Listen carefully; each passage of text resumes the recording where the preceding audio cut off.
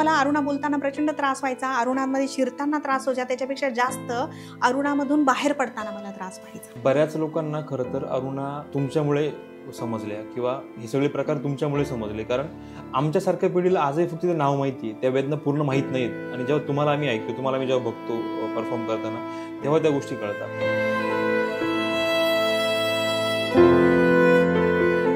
तुम्ही आतापर्यंत जे एकपात्री प्रयोग केलेत, मग मी जिजाऊ असेल किंवा मी सावित्री ज्योतिबा फुले किंवा मी अरुणा बोलते, हे सगळं करण्यामागचं तुमचं नक्की हेतू किंवा नक्की ध्येय काय? मी हे तिन्ही जे प्रयोग करते आहे ते स्त्री केंद्रित प्रयोग आहे. मुळात सांगू का, बायकांना मानसिक गुलामीतून बाहेर काढणं. तुमच्यामधलं बेस्ट काय तुम्ही ओळखलंच नाहीये, त्याला पॉलिश करा, त्याला फिनिशिंग द्या आणि स्वतःची एक आयडेंटिटी तयार करा. आत्मविश्वास वाढवणं, बायांना स्वतःची ओळख करून देणं.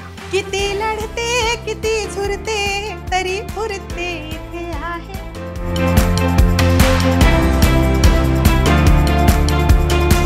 नवरात्रीतल्या तिसऱ्या दिवशी ज्या देवीला पूजलं जातं, चंद्रघटा देवी ज्यांना म्हणतोय, धैर्य, निर्धार आणि संघर्षावर मात करण्याचे प्रतीक आहे. आणि त्या अनुषंगाने आपण तुमचा लेखन प्रवास असेल किंवा सामाजिक काम असेल, या सगळ्या गोष्टी ही सगळी चर्चा करतोय. या सगळ्या प्रवासातून नवीन पिढीला अगदी वन लाईनर जर काही सांगायचं म्हटलं तर काय सांगाल? तुमचं ध्येय निश्चित करा, दीर्घोद्योगी राहा, व्यग्र, व्यस्त आणि मस्त राहा.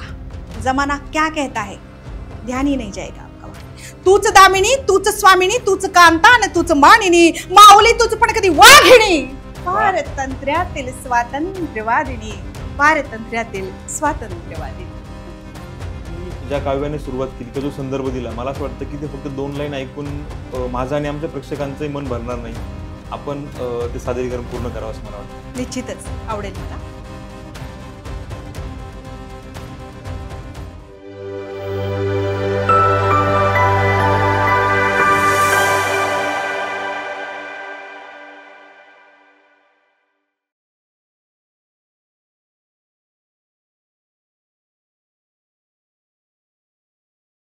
पिक्टोग्राम चावडीवर समस्त रसिक मायबाप प्रेक्षकांचं मी विकास गायधनी पुन्हा एकदा सहर्ष स्वागत करतो. नवरात्र स्पेशल ह्या मालिकेमध्ये आज आपण तिसरी माळ, तिसरा एपिसोड आपण करत आहोत. तिसरा एपिसोड निमित्त आज आपण भेटलेलो आहोत. या नवरात्र स्पेशल एपिसोडची सुरुवात आपण सौ सिंधू नायर यांच्यापासून केली होती, ज्यांनी व्यवसाय आणि व्यवसाय मार्गदर्शन या संदर्भात त्या बोलल्या होत्या. सर्वांना संतोष नायर माहिती आहेत, परंतु संतोष नायर का होऊ शकले याच्या मागचं कारण खरं तर आपण त्या एपिसोडमध्ये जाणून घेतलं. त्यानंतर आपण दुसऱ्या माळेला आपल्याकडे जे वक्ते होते, विजयालक्ष्मी सुवर्णा, ज्यांनी एक स्त्री म्हणून काम कसं केलं पाहिजे, उद्योजिका म्हणून काम कसं केलं पाहिजे आणि आत्ताच्या मुली नक्की काय करताय, ह्या विषयांवरती प्रकाश टाकला. आज तिसऱ्या माळेनिमित्त आज ज्या वक्त्यांना आपण भेटतोय त्यांच्याबद्दल नक्कीच आपण जाणून घेऊया. परंतु नवरात्र स्पेशलमध्ये तिसरी माळ जेव्हा आपण म्हणतो तेव्हा चंद्रघंटा देवीचं खरं तर उल्लेख इथे करावा असं वाटतो, ज्या धैर्य, संयम आणि संघर्षावर मात करणारी ही देवी असं म्हणतात. आणि ह्याच सगळ्या कलागुणांचा वारसा पुढे चालवणारी जी व्यक्ती आपल्याकडे आज आलेली आहे, त्यांनी खरं तर हातात एक पुस्तक घेऊन, डोळ्यात एक फक्त स्वप्न होतं की मला शिक्षिका व्हायचे, आणि ही जिद्द उराशी बाळगून ज्या महिलेने प्रवास सुरू केला आणि पुढे तो प्रवास एक डॉक्टरेट जी त्यांना पदवी मिळाली, प्राध्यापिका म्हणून त्यांनी काम सुरू केलं. ते एक उत्तम लेखिका आहेत, वक्त्या आहेत, त्याचबरोबर एक कलाकार पण आहेत, सामाजिक कार्यकर्त्या म्हणून पण त्यांनी काम केले. अशा ह्या एक अष्टपैलू व्यक्तिमत्वाला खरं तर आपण आपल्या पिक्टोग्राम चावडीवरती आज आमंत्रित केलंय. आपल्यासोबत आहेत सामाजिक कार्यकर्त्या, लेखिका, वक्ता डॉक्टर प्रतिभा जाधव. नमस्कार मॅडम. नमस्कार. पिक्टोग्राम चावडीवरती खरं तुमचं सहर्ष स्वागत आहे. सुरुवात करताना मला पहिला प्रश्न तुम्हाला असा विचारायचा आहे की लहान मुलगी जी फक्त एक पुस्तक घेऊन निघाली, जी उराशी स्वप्न बाळगलं होतं की मला शिक्षिका व्हायचंय, आणि डॉक्टरेट पर्यंतचा प्रवास किंवा प्राध्यापिका होण्यापर्यंतचा प्रवास तुमचा कसा होता? माझा जन्म झाला निम्न मध्यमवर्गीय कुटुंबामध्ये, जिथे 6 भावंड आम्ही, आणि आई अंगणवाडी सेविका. बरं. वडील नोकरीत होते, परंतु मोठं कुटुंब असल्याने अभावातून प्रभाव निर्माण करण्याची कसोटी होती आमच्याकडे. तर काय होतंय, परिस्थितीची जाणीव असली ना की मुलं गांभीर्याने शिकतात. बरोबर. हा वस्तुपाठ आपणही घेतलेला आहे. होय. तर आई अंगणवाडी शिक्षिका असल्यामुळे लहानपणापासून प्रभाव होता की आपल्याला पण शिक्षण क्षेत्रात जायचं आहे. मी 7वीत असेल तेव्हा मी हिंदीच्या बाई झाले होते शिक्षक दिनाला. काय असेल काय माहिती, पण ते पुढे क्षेत्रही माझं तेच झालं. हिंदीच्या बाई झाले होते, पण नंतर मी मराठीच्या बाई झाले कायमची. म्हणजे आता मी मराठी विषयाची प्राध्यापिका खरं तर आहे. तुम्ही बाई हा शब्द जो उल्लेख केला, मला माझ्या बालपणात घेऊन गेला हा शब्द. कारण आता मॅडम आणि मॅडम. मिस झाल्यात. बाई हा हा. शब्द आम्ही लहानपणात ऐकलाय, आम्ही बोललाय, आणि इतक्या वर्षानंतर मला तो शब्द म्हणजे तुमच्या तोंडून बाई ऐकल्यानंतर खरं तर मला माझ्या शालेय जीवनातल्या आमच्या ज्या पहिल्या मॅडम होत्या, म्हणजे पहिल्या आमच्या ज्या बाई होत्या वाघबाई, त्यांची खरं तर आठवण झाली. त्यात फार आदर आणि आत्मीयता होती ना. होय, होय, होय. वेगळाच स्पर्श होता त्या शब्दाला. तर लहानपणापासून असं वाटत होतं की आईसारखं शिक्षिका व्हायचंय म्हणून. आणि आम्ही 5 बहिणी, त्यातल्या दोघी वैद्यकीय क्षेत्रात गेल्यामुळे असंही झालं घरी चर्चा की सगळ्याच जणी वैद्यकीय एका क्षेत्रात नको. आणि मग जे उरात जोपासलेलं स्वप्न होतं लहानपणापासून, मग डीएड म्हणजे फार मोठी गोष्ट असायची आणि बरोबर फार सहज नंबर नव्हते लागायचे. म्हणजे मी आजपासून 26 वर्षांपूर्वीची गोष्ट करते. बरोबर. म्हणजे तो फार 16च असायचा. हो. डीएडला निवड झाली किंवा नंबर लागला म्हणजे. आणि तो सोहळा आमच्या घरातही साजरा झाला. असं म्हणतात की जाणीव असली की ती माणसं गांभीर्याने कोणतीही गोष्ट घेतात आयुष्यात, तसं मी शिक्षण ही एक गोष्ट घेतली. खरी गोष्ट. आणि आपण एकदा त्या प्रवाहात पडलो ना की बरोबर पुढच्या वाटा मार्ग आपल्याला कळत जातात. तसंच झालं. डीएड झालं, त्याच्यानंतर बीएड केलं, मी एमएड केलं, त्यानंतर मी सेट मराठी मध्ये उत्तीर्ण झाले. मग एज्युकेशन म्हणजे शिक्षणशास्त्र यामध्ये उत्तीर्ण झाले. पण ते हे इतकं सोपं नव्हतं. हा, नापास झालो तर लग्न करून देतील हे भयही त्या काळी होतं. खरं तर हे भय आता राहिलं नाहीये. हे 20-25 वर्षापूर्वीचाच काळ आहे. येस, तेच म्हणते आहे मी. तर आणि शिकत गेलो, म्हणजे ती गोष्ट रुचीचा भाग झाली मन लावून गेल्यामुळे. आणि सतत हुरूप वाढत जातो ना आपण, यशस्वी होत गेलो की हुरूप उत्साह वाढत जातो. आणि मग आई वडिलांच्या पण आशा पल्लवित होऊ लागल्या की काहीतरी करेल ही पोरगी, बाळाचे पाय पाळण्यात दिसतात तसं काही वाटलं असावं त्यांना. आणि मग पुढे जाऊन, आणि माझं बोलणंही असं मुद्देसूद असायचं, तर माझे वडील मला उगाच चिडवायचे की ही कदाचित वकिलीन होईल बरं का. तर मग पुढे माझ्या शैक्षणिक विकासाचे टप्पे म्हणजे मी प्राथमिक शिक्षिका म्हणून रुजू झाले. त्याच्यानंतर मला असं वाटायचं की ती छोटी छोटी मुलं, यांना मी काय सांगणार आहे, कारण मी कथा कादंबऱ्या वाचायचे त्यावेळी. मग यांना दुसरीच्या मुलांना मी काय शिकवणार आहे. म्हटलं नाही, आता आपल्याला पण मोठं झालं पाहिजे, पुढे गेलं पाहिजे. मग मी सेटची परीक्षा दिली, उत्तीर्ण झाले, वरिष्ठ महाविद्यालयात नोकरीला लागले. परंतु प्राथमिक शिक्षिका असतानाच मी पीएचडीचं रजिस्ट्रेशन केलं होतं माझं. मग माझ्या पुढे पेच होता ना, पहिली दुसरीचे मुलं आणि एकदम मी पीएचडी करते, मला काहीतरी सांगायचंय पण मी यांना सांगू शकत नाही. मग आता ज्यांना सांगू शकते तिथे मी गेलं पाहिजे. बरोबर. मग प्रयत्न केले आणि मी वरिष्ठ महाविद्यालयात नोकरीत रुजू झाले. त्यानंतर माझी पीएचडी पूर्ण झाली आणि सध्या मी पीएचडीची मार्गदर्शक म्हणून काम करते आहे, सावित्रीबाई फुले पुणे विद्यापीठ, पुणे. क्या बात आहे. हा सगळा प्रवास जाणून घेताना तुम्ही तुमच्या वडिलांचा उल्लेख केला की वडिलांचं असं वाक्य होतं की तू वकील होशील की काय म्हणून. ज्या काळात तुम्ही शिकल्या, ज्या काळात हा सगळा प्रवास झाला, त्या काळात खरं तर मुलींना तितकं स्वातंत्र्य नव्हतं. आणि बहुधा मुली आपल्या आईकडे मोकळं होऊ शकत होत्या की मनातली गोष्ट बोलू शकत होत्या, परंतु वडिलांचा तो धाक असायचा. तुमच्या बाबतीत तसं काही घडलं नाही का? वडिलांनी कुठल्या गोष्टी करता अडवलं नाही का? वडिलांची करडी शिस्त होती. मी तर म्हणते तेव्हा राग यायचा वडिलांचा, पण आता वाटतं की वडील तसे करड्या शिस्तीचे होते म्हणून आम्ही घडलो.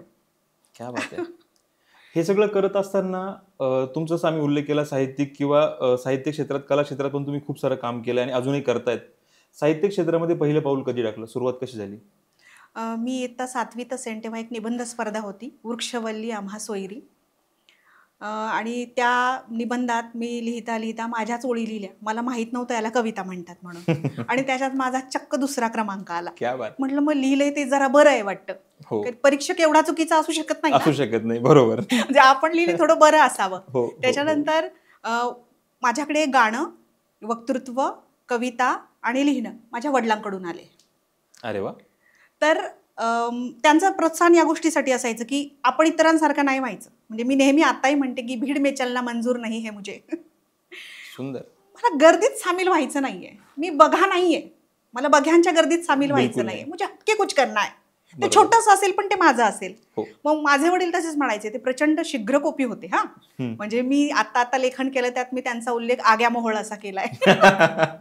ते आग्या मोहोळ होते म्हणून बरं आहे. तो भय भीती होती. म्हणजे आत्ताचा आपण पॅरेंटहुड जेव्हा बघतो तेव्हा आता पालकांना मुलांची भीती वाटू लागलेली आहे ना, रागवावं का, बोलावं का. हा, तर तो काळ सोनेरी होता मी म्हणते, म्हणून घडलो आम्ही, बिघडलो नाही. तर पहिलं पाऊल म्हणजे मी 12वीत असताना कविता लिहिली होती सावित्री तू होतीस म्हणूनच. आता त्या शीर्षकाचं सावित्री तू होतीस म्हणूनच शिक्षणाची दारं खुली झाली आणि आज दगडांची ही फुलं झाली. दगडच होतो की आम्ही. होय. दगडांची फुलं तिच्यामुळे झाली. मग ही ओळ मी जेव्हा लिहिली तेव्हा वडील म्हणाले की याच्या पुढे आणखी ओळी जोडल्या जाऊ शकतात, तू विचार कर, मी नाही सांगणार. आज ती माझी जवळजवळ 4 कडव्यांची कविता झालेली आहे आणि याच शीर्षकाने महाराष्ट्रभर मी व्याख्यानं देते सावित्री तू होतीस म्हणूनच. तर ही माझी कवितेची सुरुवात. ओके. मी म्हटलं त्या क्षेत्रात आपण गेल्यानंतर पुढच्या वाटा कळत जातात. मग मला कळत गेलं ललित म्हणजे काय, कथा म्हणजे काय, कादंबरी म्हणजे काय आणि मराठी भाषेची अभ्यासक मी. आता पुढे माझा प्रवास मी लिखाणाचा वृत्तपत्रीय लेखनात कशी आले आणि तो काय अनपेक्षित धक्का होता, पहिलं मानधन वगैरे मी ते सांगेन तुम्हाला. फार गमतीशीर आहे ते सगळं. तुमचा प्रवास नक्कीच आपण जाणून घेऊया. परंतु तुम्ही ज्या काव्याने सुरुवात केली किंवा जो संदर्भ दिला, मला असं वाटतं की ते फक्त 2 लाईन ऐकून माझं आणि आमच्या प्रेक्षकांचंही मन भरणार नाही. आपण ते सादरीकरण पूर्ण करावं असं मला वाटतं. निश्चितच आवडेल मला. माझी कविता जिचा मी उल्लेख केला सावित्री तू होतीस म्हणूनच, माझ्या आयुष्यातला वळणबिंदू म्हणूया आपण तसं काहीतरी. मला माझी विचारधारा पण याच्यातून स्पष्ट होत गेली. सावित्री तू होतीस म्हणूनच, सावित्री तू होतीस म्हणूनच स्त्रीची चूल आणि मूल ही चौकट मोडली. सावित्री तू होतीस म्हणूनच, सावित्री तू होतीस म्हणूनच प्रथांची ही प्रेत तू जमिनीत गाडलीस. सावित्री तू होतीस म्हणूनच, सावित्री तू होतीस म्हणूनच, सावित्री तू होतीस म्हणूनच स्त्रीनं प्रत्येक लढाई आजपर्यंत जिंकली. सावित्री तू होतीस म्हणूनच शिक्षणाची दारं खुली झाली आणि आज दगडांची ही फुलं झाली, आणि आज दगडांची ही फुलं झाली. सावित्री किती अण काय, सावित्री किती अण काय ती रूपवर्णावी तुझी, तू असशी अनंतात पण हृदयांतरी प्रतिमा तुझी. सावित्री तू दिसतेस मला माझ्या मनाच्या नभात, सावित्री तू दिसतेस मला माझ्या मनाच्या नभात, सावित्री तू भासतेस मला एक मंगल प्रभात. तूच दामिनी, तूच दामिनी, तूच स्वामिनी, तूच कांतान, तूच माळिनी. तूच दामिनी, तूच स्वामिनी, तूच कांतान, तूच माळिनी. माऊली तूच पण कधी वाघिणी, पारतंत्र्यातील स्वातंत्र्यवादिनी, पारतंत्र्यातील स्वातंत्र्यवादिनी. म्हणजे जे हे सादरीकरण तुम्ही केलंय आणि जो शेवटी जो स्वर लागलाय, खरं तर आत्ता अंगावर शहार येत आहे आणि मला असं वाटतं की खूप मजा येईल पुढे अजून आपल्या पुढे जायला. निश्चित. पुढे जात असताना मला एक प्रश्न तुम्हाला विचारायचा आहे. तुम्ही तुमचा प्रवास सांगत असताना सांगितलं होतं की तुम्ही शिक्षक दिनाला हिंदीच्या बाई झाल्या होतात, परंतु सगळं साहित्य, सगळं शिक्षण, सगळा प्रवास मराठीमध्ये केलाय. मग मराठी भाषेची प्रेरणा आणि ही ओढ कशी निर्माण झाली? हिंदीच्या बाई झाले म्हणजे विशेष काही हेतूने नव्हते त्या शिक्षक दिनाला. मिळाला तो रोल, जो विषय रिकामा होता तो मला दिला. बाई होणं निश्चित होतं, शिक्षिका होणं निश्चित होतं. मराठीची गोडी मला कशी लागली तर मी मराठीत पदवी घेतली आहे, पदव्युत्तर शिक्षण घेतलंय. माझ्या घरी एक दंडक होता असा की तेव्हा दूरदर्शन चॅनल घरोघरी लागायचे. बरोबर. 7 वाजता मराठी बातम्या लागायच्या. माझे वडील फार नियमाचे पक्के होते. 7 वाजता टीव्ही समोर मराठी बातम्या ऐकायला बसलंच पाहिजे. बरोबर. मग ती निवेदिका कशी बोलते, तिची देहबोली कशी आहे, तिचे चेहऱ्यावरचे हावभाव कसे, तिचे उच्चार कसे, उच्चाराकडे माझं फार लक्ष असायचं, तिचे उच्चार कसे. आणि मग मी मला स्वतःला बघायचे की मी एवढं स्वच्छ आणि सुंदर मराठी बोलते आहे असं कुठेतरी माझ्या मनात होतं. त्यानंतर आमच्याकडे वृत्तपत्र यायचं. त्यावेळी म्हणजे साधारण 30-35 वर्षांपूर्वी खूप कमी घरं असतील की जिथे निम्न मध्यमवर्गीय, जिथे वृत्तपत्र दैनिक रोज येत असेल. तर वडिलांचा दंडक होता की तुम्ही रोज वृत्तपत्र वाचलं पाहिजे. नाही राजकीय वगैरे बातम्या नाही, पण तुम्ही पहिल्या पानावर काय आहे ते तरी तुम्हाला कळलं पाहिजे. तुमचं ज्ञान अद्ययावत होतं. मग तिथून मला शब्दकोड्यांची आणि वाचनाची गोडी लागली. छोट्या छोट्या गोष्टी, बोधकथा यायच्या तिथून. मग मराठी आवडू लागलं खूप. कथा कादंबऱ्या आवडायच्या खूप. पुस्तकं नसायची, पण डीएडला गेल्यानंतर एक खूप मोठा खजाना माझ्या पुढे तो खुला झाला आणि वेड्यासारखी वाचायला लागले आणि आपण वाचलेलं कुणाला तरी सांगायचंय म्हणून बोलू लागले. आणि बोलू लागले तर म्हटलं आता हे मांडलं पाहिजे, एका मोठ्या स्पॅनवर गेलं पाहिजे म्हणून लिहू लागले. आणि मग गंमत अशी झाली, मी पदव्युत्तर शिक्षण घेत होते KTHM महाविद्यालयामध्ये. तेव्हा सकाळी मी डीएड बेसवर एका विना अनुदानित शाळेमध्ये 1000 रुपये मानधनावर काम करायचे आणि सायंकाळीचं कॉलेज असायचं, इव्हिनिंग कॉलेज असायचं पूर्वी MAचं KTHM कॉलेजला. मग जाता जाता रविवार कारंजाला उतरायचं नाशिकमधल्या. बरोबर. जेल रोडवरून मी यायचे माझ्या घरून, आणि हाताने लिहिलेला लेख असायचा तो गावकरीच्या तरुण पुरवणीसाठी द्यायचा, आणि तिथून पायी पुन्हा गंगापूर रोडला कॉलेजला जायचा. आणि तो लेख दिल्यानंतर पहिला लेख दिला आणि छापून आला आतल्या पानात, आणि चक्क विकास मला 75 रुपयाचा चेक भेटला. पहिलं मानधन. वा. अरे काय आनंद, म्हणजे आपण लिहितोय, नाव छापून येतं, हीच फार मोठी गोष्ट होती. त्याचे पैसे पण मिळतात, म्हणजे बोनस होता. होय. आणि लेख, मग आता ते व्यसनच लिहायचं म्हणून ऐकायचं, खूप वाचायचं, आणि जर पहिल्या पानावर आला लेख तर 125 रुपयाचा चेक मिळायचा. बरोबर. बघा, म्हणजे आपल्या लिहिण्यातून जर आपल्याला असाही मोबदला मिळत असेल तर हुरूप वाढणारच. 100%. पैशांसाठी म्हणत नाहीये मी, आपण किती कसदार आणखी दिलं पाहिजे, हो, ही जबाबदारी अजून बेटर कसं करता येईल. हो, आणि मग लिहू लागले. हा सगळा उल्लेख करत असताना मी पुन्हा एकदा, म्हणजे खरं तर हा पर्सनल एक प्रश्न मला विचारायला इकडे आवडेल. आता म्हणजे कोविड नंतर खरं तर खूप या गोष्टींना सुरुवात झाली आहे. बरेचसे अर्ध्या हळकुंडात पिवळे झालेले निवेदक तयार झालेत. त्यात मी माझा स्वतःचा उल्लेख करतो. फक्त काहीतरी करायचं म्हणून सुरुवात करतोय, अशा प्रकारे खूप लोक काम करतायत. आणि तुम्ही जो तुमच्या वडिलांचा संदर्भ सांगितलात की त्यांनी 7च्या बातम्या आवर्जून बघायला सांगायचे, का तर त्यातले उच्चार कसे असावे, त्याची देहबोली कशी हवी, हे शिक्षण तुम्हाला तिथून मिळालं. आमच्यासारख्या तरुण अर्ध्या हळकुंडात पिवळ्या झालेल्या निवेदकांना तुम्ही काय सांगाल? नाही, असं अजिबातच स्वतःला म्हणून घेऊ नये, आणि कुणी कुणाला म्हणू नये, कारण प्रत्येक जण सुरुवात करतो तेव्हा तो नवोदितच असतो. मी काय नवोदित असतो, 100% मान्य. परंतु आता सोशल मीडियाने इतकं ग्रासलंय आम्हा लोकांना. 2 आमचे एपिसोड चांगले गेले की आम्ही स्वतःला निवेदक म्हणायला लागतो, आणि आमच्यातले काहीतरी महाभाग इतके पुढे गेलेत की ते निवेदनाचे क्लासेस घ्यायला चालू करतायत. नाही, ते अतिशयोक्ती होते असं मला वाटतं. आत्ता काय झालंय, मग माध्यमांचाही परिणाम असेल, लोकांना सगळ्या गोष्टींमध्ये ना शॉर्टकट शोधायची सवय लागलेली आहे. स्वतःवर काम करत नाही. होय. स्वतःवर काम करण्याची, मेहनत घेण्याची तयारी असली पाहिजे. आणि आपण जे करतो ना, म्हणजे थोडीशी सुरुवात केली आणि मग मी ग्रेट आहे, मी श्रेष्ठ आहे, मी भारी आहे, मी करतो ते दर्जेदार, असे भ्रम होतात आपले खूप वेळा स्वतःबद्दल. माझे कधीतरी झाले असतील, पण दुरुस्त होण्याचं भान पण माणसाकडे राहायला पाहिजे. भान हरवलेला वर्ग तयार होणारा काळ आहे हा. बाबा आमटेंचे खूप छान वाक्य आहे, मला आठवतंय. बाबा आमटे म्हणतात की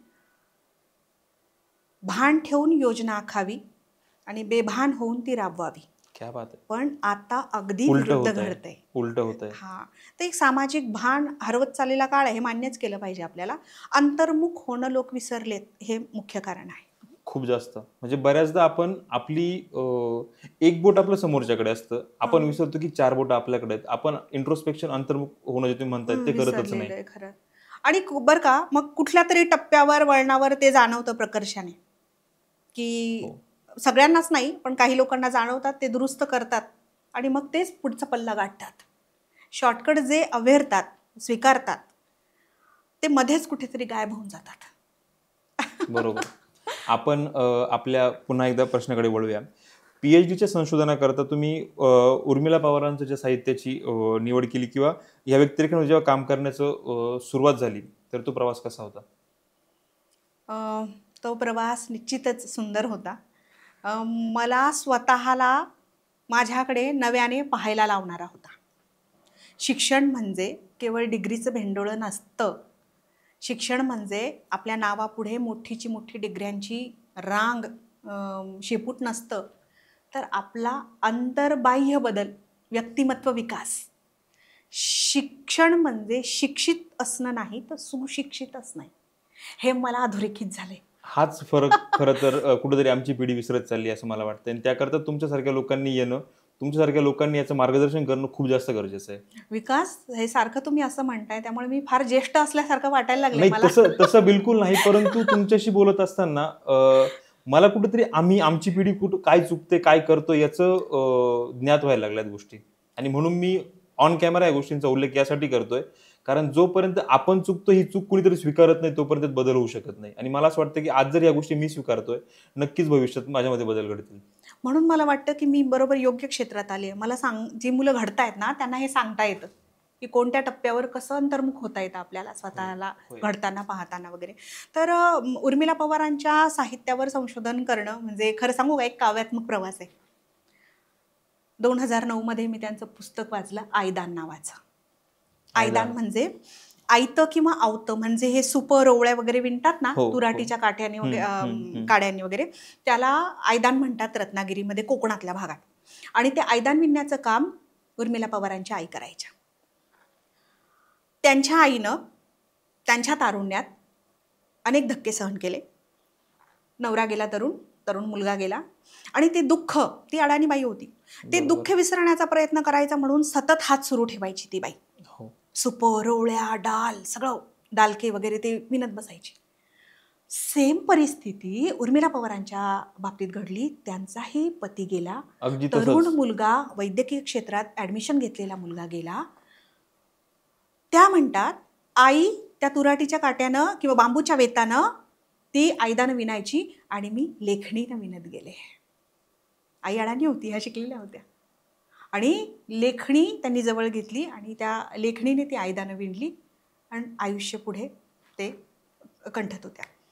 उर्मिला पवारांचं आयदान जेव्हा मी वाचलं तेव्हा रत्नागिरीतली विमल नावाची एक साधी मुलगी, मोठ्या कुटुंबातली आणि अत्यंत जेमतेम आर्थिक परिस्थितीतली, स्वतःला कशी घडवते, कशी स्पष्ट वक्ती होते, तिच्या भूमिका कशा तयार होतात, तिचं मत कसं तयार होतं, आणि ती अगदी हा सगळा प्रवास करत, खाच खळगे अनुभवत, सगळ्या ठेचा चढउतार पार करत ती एका खूप चांगल्या मोठ्या लेवलला एक लेखिका म्हणून ओळखली जाते. चळवळीतली एक दमदार कार्यकर्ती, एक संशोधक म्हणून ओळखली जाते. एवढंच काय विकास, तुम्हाला सांगायला मला आनंद वाटेल, कदाचित तुम्हाला कल्पना नसेल त्याची, कारण तुमचा त्या विषयाशी संबंध आला नसेल, पण मी संशोधन केले म्हणून सांगते. आयदान या आत्मचरित्राचा, त्यांच्या आत्मकथनाचा इंग्रजी अनुवाद माया पंडित यांनी केला आहे आणि ते कोलंबिया विद्यापीठामध्ये सोशल स्टडीज म्हणून MA मुलांना ते भाषांतर अनुवाद अभ्यासायला होतं. विख्यात लेखिका, म्हणजे एकदम सर्वसाधारण मुलगी, सर्वसाधारणपेक्षा सर्वसाधारण, आणि ती एवढा मोठा टप्पा गाठते का तिचं जगणं भोगणं ती मांडत जाते, बोलत जाते. ती जिथे जिथे चूक घडेल, अन्याय घडेल, चळवळीत येते. ती रत्नागिरीहून मुंबईला बदली होते आणि त्या कशा आमूलाग्र बदल होतो त्यांच्यात. आता माझं ते वय होतं तेव्हा मी साधारण 25 ते 30च्या दरम्यान असेल आणि मी पण माझ्याकडे नव्याने पाहायला लागले.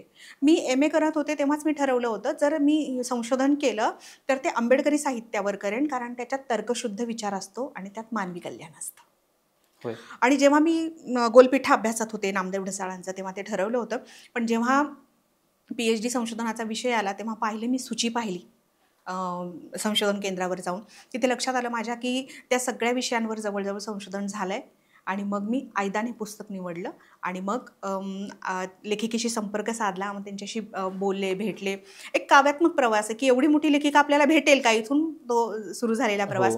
मग गेले आणि अत्यंत छान आत्तापर्यंत नातं आहे माझं उर्मिला पवारांशी. माझ्या एका पुस्तकाला त्यांनी प्रस्तावना दिली आहे आणि त्यांच्याच घरात माझं एक पुस्तक त्यांच्याच हस्ते प्रकाशित झालंय.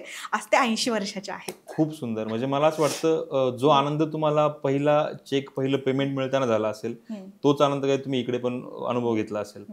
कविता असेल, लेख असेल, चरित्र असेल, समीक्षण किंवा लेखन, हे सगळे जे प्रकार आपण बघतोय, या सगळ्यामध्ये तुमचा आवडता प्रकार कुठला? कविता हे माझं पहिलं प्रेम आहे.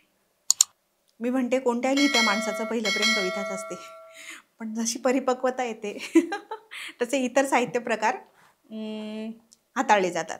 सध्या मी ललित लेखनाच्या प्रचंड प्रेमात आहे, कारण माझे स्वतःचे चांगल्या नामांकित दैनिकामध्ये कॉलम्स सुरू आहेत, स्तंभलेखन नियमित सुरू आहे. मी सकाळला लिहिलं आहे, सकाळला माझी दुसरी टर्न आहे. सकाळला लिहिते आहे, ॲग्रोवनला लिहिते आहे, आपल्या महानगरला लिहिते आहे, पाक्षिक सदर, पुण्यनगरीला लिहिलेलं आहे, लोकमतमध्ये अनेक लेख आलेले आहेत. तर सध्या मला असं वाटलं की कवितेमध्ये आपल्याला थोड्या मर्यादा येतात, आपल्याला जे म्हणायचं आहे ते मांडायला.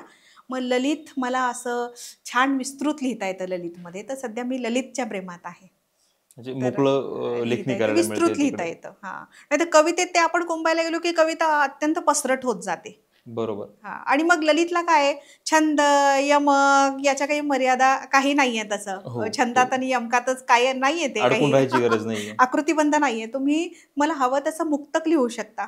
प्रासंगिक घटनांवर लिहू शकता, अनेक गोष्टी आहेत. मग मला ललित लेखनात सध्या रस वाटतोय.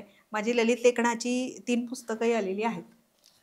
पारंपरिक लेखन आपण ज्याला म्हणतो, म्हणजे लेखणी घेऊन, पेपर घेऊन जेव्हा बसून आपण एखादं लिखाण करतो आणि आत्ता यूट्यूबवरती म्हणा किंवा तुमच्या सोशल मीडियावरती जे लिखाण व्हायला लागले, या दोघांमध्ये काय फरक पडतोय?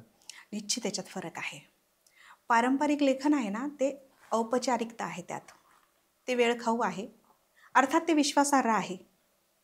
पण ते एकतर्फी आहे. ते कसं? लेखक पुस्तक लिहितो, सोडून देतो. त्याच्यावर काय प्रतिक्रिया आहे, काय त्या याच्यात येते असतील कदाचित पत्राद्वारे वगैरे. आता पत्रमित्र पण बंद झाले. तुम्ही पाहिले असतील शासनाचे काही निर्णय रिसेंटली पाहिले, टपाल पेट्या. होय होय होय. तेव्हा येत असतील, पण त्याला वेग किती होता आणि किती जण लिहून लेखकाशी संपर्क साधत असतील, संवाद साधत खूप असतील, क्वचित. त्याला मर्यादा आहे. ते एकतर्फी होतं आणि ते खर्चिक पण आहे. हो. पारंपरिक लेखन पुस्तक यायला आणि वेळखाऊ पण आहे. त्याला वेळ लागतो, पुस्तकाची पूर्ण प्रक्रिया. कारण ती प्रक्रिया आहे पुस्तक छापण्याची एक. सगळेच जण यात रुची किंवा रस ठेवून असलेले असतील असं नाही की मला फक्त प्रासंगिक किंवा तात्कालिक घटनेवर, प्रसंगावर व्यक्त व्हायचे. त्यासाठी आत्ताची आधुनिक समाज माध्यमं आहेत ना, नवसमाज माध्यमं, ते अत्यंत उपयुक्त आहेत. वेळखाऊ नाही आहेत. मला वाटलं, मी अस्वस्थ झालो, मला आनंद आहे, मला दुःख आहे, मला खेद आहे, मला खंत आहे, मी लिहिलं आणि मोकळं झालं. एका गोष्टीवर मला प्रतिक्रिया हवी आहे एखाद्या, मी लिहिलं, प्रतिक्रिया येऊ लागल्या, दुतर्फी झाली ना. हो, परंतु अशा छोट्या लिखाणांमधून किंवा अशा क्विक, म्हणजे मला काहीतरी वाटतंय, मी माझ्या इमोशन्सच्या हिशोबाने जर काहीतरी लिहित असेल, त्याने समाजामध्ये बदल घडतोय का?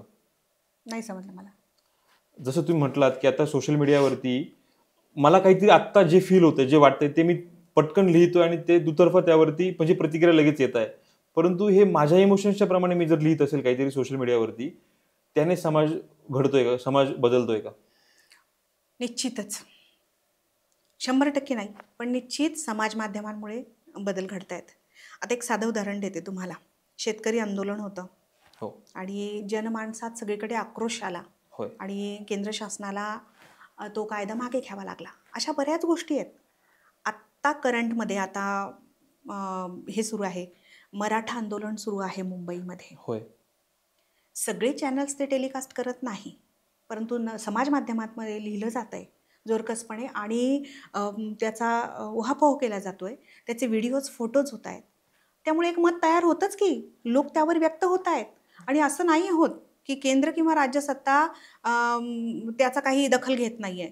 निश्चितच फरक पडतो. मी हे राजकीयावर नाही बोलत आहे, फक्त एकच एवढा मुद्दा नाहीये, सगळ्या क्षेत्राबाबत उदाहरण बोलते. म्हणून आपण त्याकडे बघतोय. निश्चितच समाज माध्यमांचं एक समाजमत तयार होतं बरं का, याच्यामुळे, लिहिल्यामुळे, बोलल्यामुळे. त्याच्यावर लाईव्हची खूप चांगली थेट तुमचं प्रक्षेपण होतं, थेट तुम्हाला बोलता येतं, संवाद साधता येतो. तर पारंपरिक लेखनापेक्षा समाज माध्यम आहे ना, त्याचा वापर अलीकडे सगळे. आणि बघा, सगळीजण लिहू शकत नाही आणि पुस्तक रूपात आणण्याची त्यांची आर्थिक तयारी असेल किंवा त्यातलं त्यांना काही प्रक्रियात्मक काही ज्ञान असेल, नाही.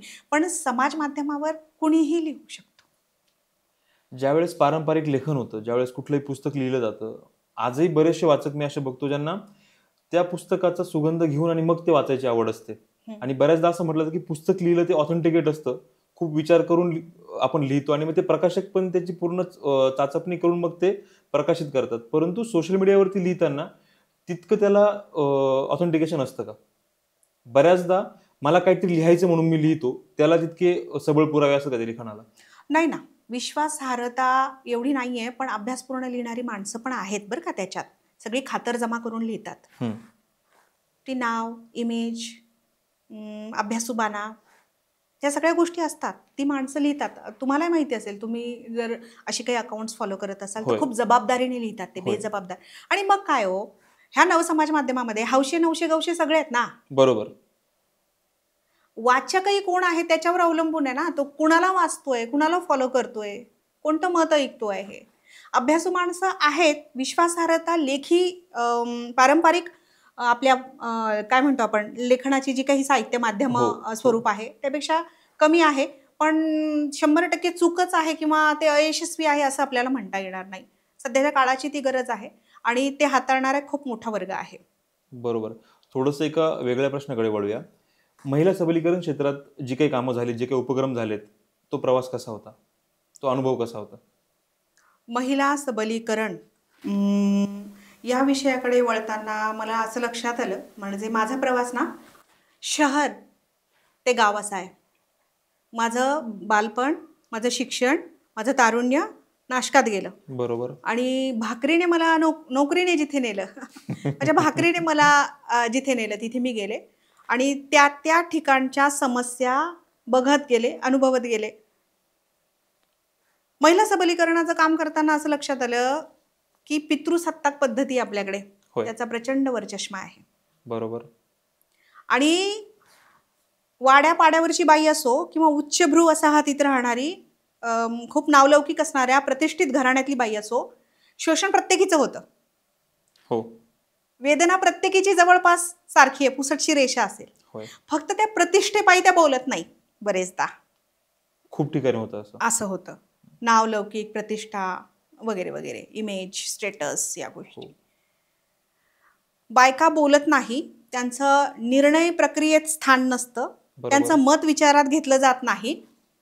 आणि शक्यतो हे असंच आहे की तुला काय कळते त्यातलं. आपल्याकडे हे असं आहे ना की बाई माणूस म्हणजे फुली, तिला काय कळते तिला आधीच काय ठरवून कळतं? टाकायचं. तुम्ही जोपर्यंत आम्हाला संधी देत नाही तोपर्यंत आम्ही कसं सिद्ध करणार आहोत आम्हाला काय कळतं. खरी गोष्ट आहे. समान संधीचा अभाव, त्यानंतर बायकांची मानसिक गुलामी, सगळा दोष इथल्या पुरुष सत्ताक पद्धतीला देता येत नाही. बायका वर्षानुवर्ष एका गुंगीत आहेत, त्याला म्हणतात मानसिक गुलामी. आपण बाई आहोत, स्त्रीनं असंच राहायला पाहिजे. म्हणजे पुरुषांनी काय केलं, या पितृसत्ताक पद्धतीमध्ये संस्कार, संस्कृती, परंपरा, रूढी, रीतिरिवाज यांच्या नावाखाली प्रचंड जड ओझ, जू म्हणतात ना, हो. तसं बाईच्या खांद्यावर दिलंय, त्याच्यात ते डोक्यात कोंबलंय आणि तिला त्याच्यातून बाहेर पडायचं नाहीये. एखादी बाई वेगळं जेव्हा बोलू लागते, सांगू लागते, तेव्हा ती कुठेतरी काहीतरी चूक करते किंवा मोठा अपराध करते अशा दृष्टीने पाहिलं जातं तिच्याकडे. क्रांतीची बीज खेड्यात आणि गावात अजूनही पेरायची गरज आहे.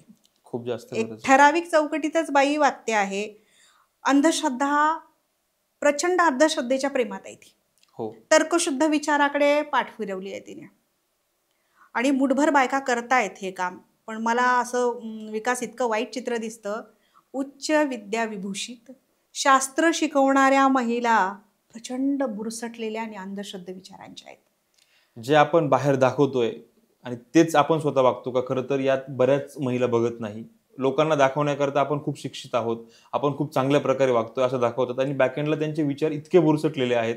म्हणजे खरं तर तुमच्या ह्या उत्तरातच मला पुन्हा एक प्रश्न सापडतोय.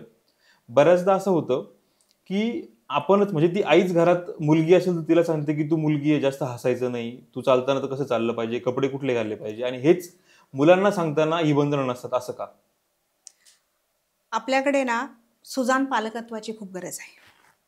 माझ्या आईवडिलांनी मला जसं वाढवलं, तो पगडा विचारांचा माझ्या डोक्यावर इतका घट्ट असतो की माझ्या मुलांनाही मी तसंच वागवायला बघते. त्यात चुका, परंपरा, पण परंपरेला छेद देणारी बाई अजून या व्यवस्थेला चाललेली नाहीये. खरी मग गोष्ट आहे. हा ती एकटी असेल ना तर तो सामाजिक जो काही दबाव येतो ना तिच्यावर, ती म्हणते नको, यांच्या विरोधात जायला नको, चला चाललंय ते चाललंय, त्रास करून घ्यायला नको स्वतःला. पण एखादी अशी असते की परिवर्तनाची नांदी देते आणि ती बदल घडवायला पुढे येते. त्रास खूप मोठा असतो. सावित्रीबाईंचं उदाहरण बापरे मी खरं केवढं तर मोठं तेच आहे. तुम्हाला विचारणार होतो की जर सावित्रीबाईंनी असा विचार केला असता, आज डॉक्टर प्रतिभा इथे बसू शकल्या असत्या का? अजिबातच नाही. म्हणून पहिली कविता सावित्रीबाईंच्या नावाची आहे. होय. आपल्याकडे एक सांगू का, एक गंमत आणखी. बायका अंधश्रद्धा किंवा मानसिक गुलाम आहेत आणि संकल्पना कशा चुकीच्या आहे डोक्यात. त्यांना असं वाटतं महिला सबलीकरण म्हणजे छानपैकी पोशाख करणं, पारंपरिक फेटा बांधणं, बरोबर. गॉगल लावणं आणि बुलेटवर ती फेरी काढणं महिला दिनाला वगैरे. हो. इतकी संकुचित व्याख्या आहे.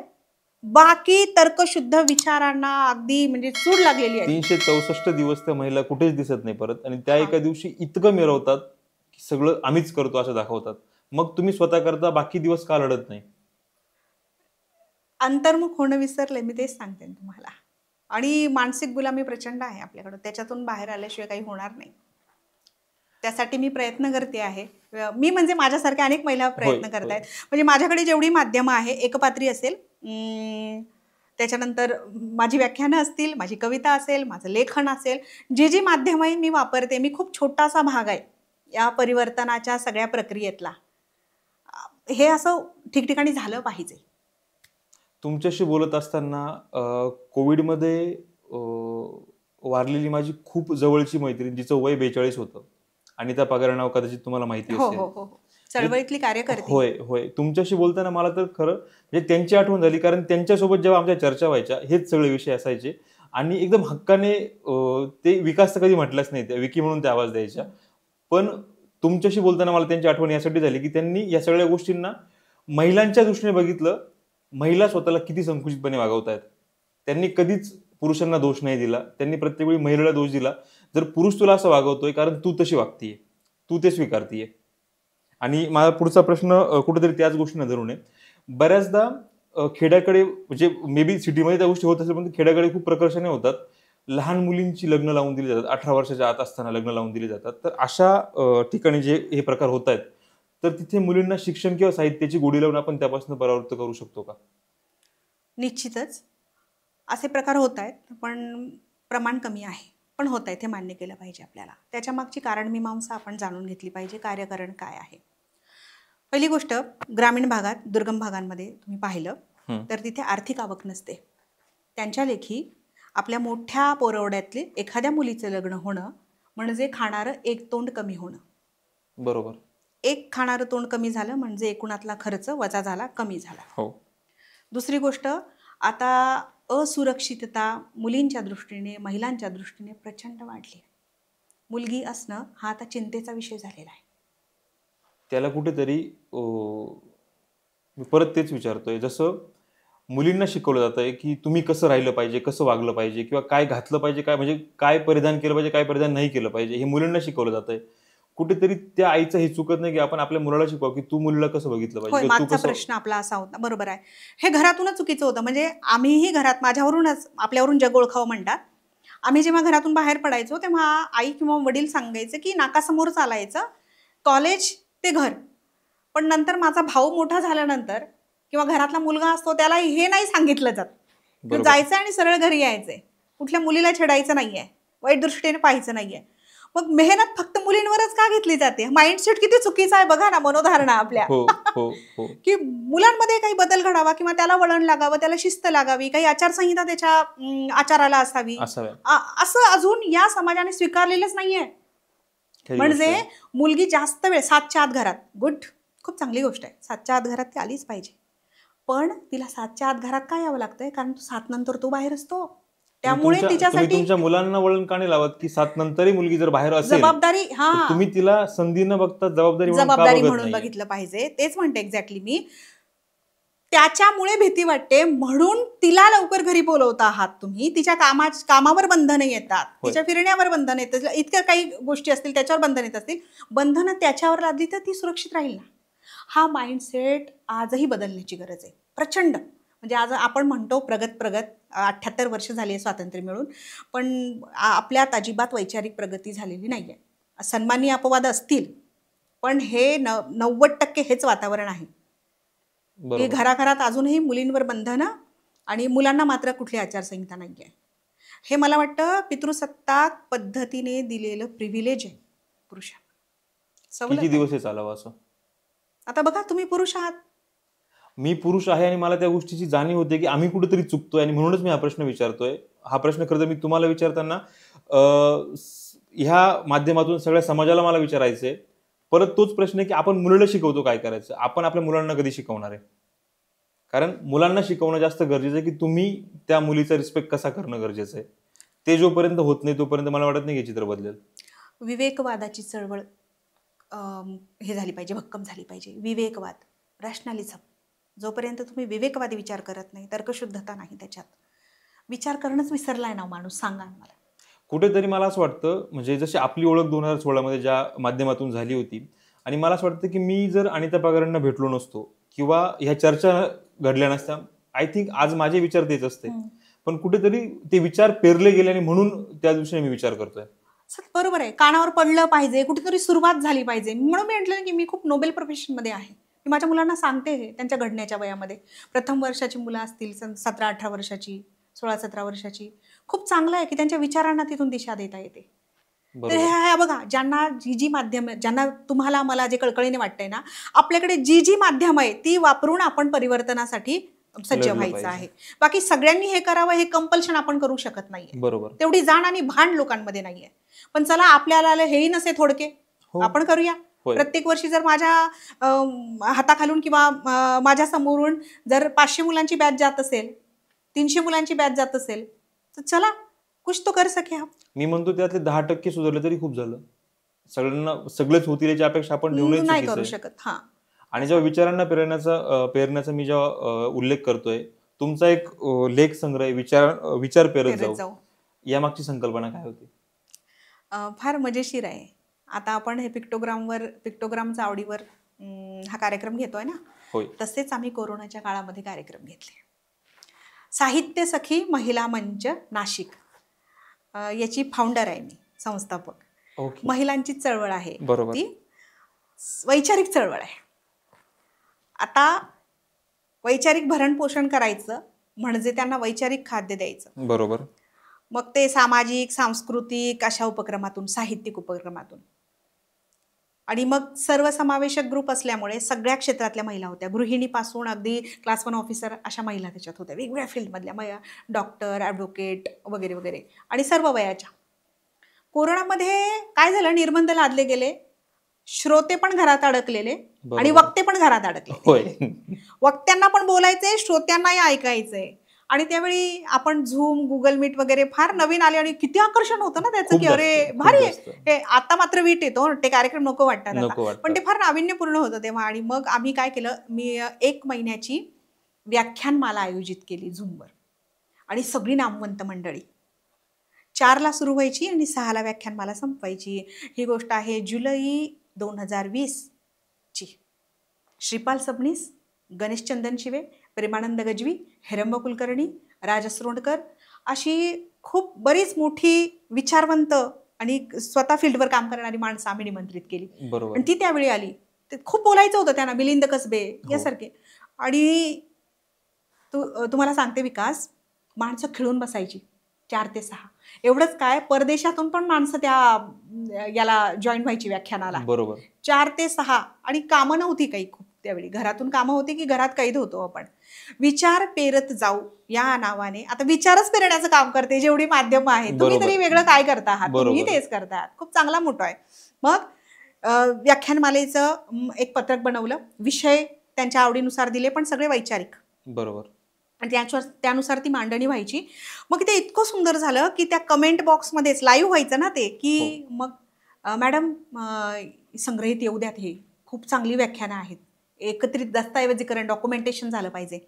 मग अलका कुलकर्णी साहित्य सखीच्या सचिव आणि मी अध्यक्ष, आणि दोघी चळवळ्या खूप धडपड्या. मग म्हटलं अलकाताई आपण काय करूया, ही व्याख्यानमाला संपली, उदंड प्रतिसाद, खूप खूप मॉनिटाईज झालं माझं युट्यूब चॅनल त्या काळात. अरे वा. म्हणजे त्यासाठी नव्हतं केलं मी हे, पण ते झालं, ते बाय प्रोडक्ट होतं. तो बोनस होता माझ्यासाठी. हो. मी म्हटलं आता आपण इतकी छान व्याख्यानमाला घेतलेली आहे, याचं डॉक्युमेंटेशन झालं पाहिजे. कोरोना काळातलं दस्तऐवज आहे हा. कोरोना काळात साहित्यिक किंवा सामाजिक काय घडलं तर त्याचं दस्तऐवजीकरण. मग 400 पानांचं पुस्तक आहे ते, विचार पेरत जाऊ.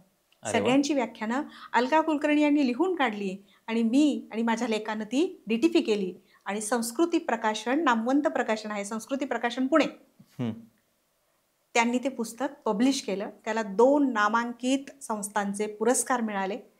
आणि असं म्हणजे मी म्हणते ना, अनपेक्षित घडलेल्या गोष्टी पण फार सुंदर झाल्या त्या. खरं तर हे सगळं ऐकत असताना मला आमची एक बाजू तुम्हाला सांगायला आवडेल. ज्यावेळेस पिक्टोग्राम चावडीची सुरुवात करायचं आम्ही ठरवलं, किंवा जेव्हा पिक्टोग्राम चावडी हे नाव जेव्हा आलं, त्यानंतर वक्ते येणार, ते बोलणार, आणि हे सगळं युट्यूबद्वारे आम्ही प्रदर्शित करण्यात इथपर्यंत विषय क्लिअर होता.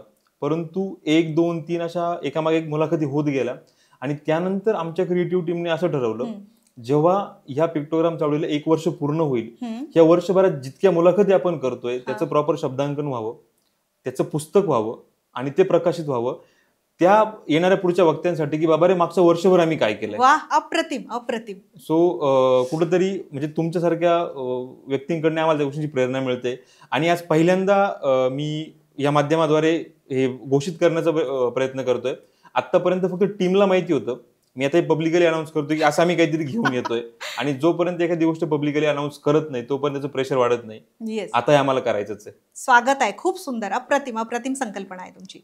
साधारण तुमची 14 पुस्तकं प्रकाशित झाली, ज्यातलं विचार पेरत जाऊ असेल, मी अरुणा बोलते, अक्षराचं दान, किंवा म्हणजे राष्ट्रीय पातळीवर अशा सगळ्या पुस्तकांना मान्यता मिळाली आहे. हे सगळं करत असताना अजून कुठली स्वप्नाची पूर्ण करायची बाकी आहेत या संदर्भातली? लेखनातली. होय. लेखन माझ्यासाठी ना म्हणजे अशी स्वप्न ध्येय नाहीये, पण लेखन माझ्यासाठी ना श्वासासारखा आहे, जो निरंतर सुरू राहतो. असं काय जे हे बघा, जे जे अस्वस्थ करतं, कासावीस करतं, त्याच्यावर लिहित जाते मी.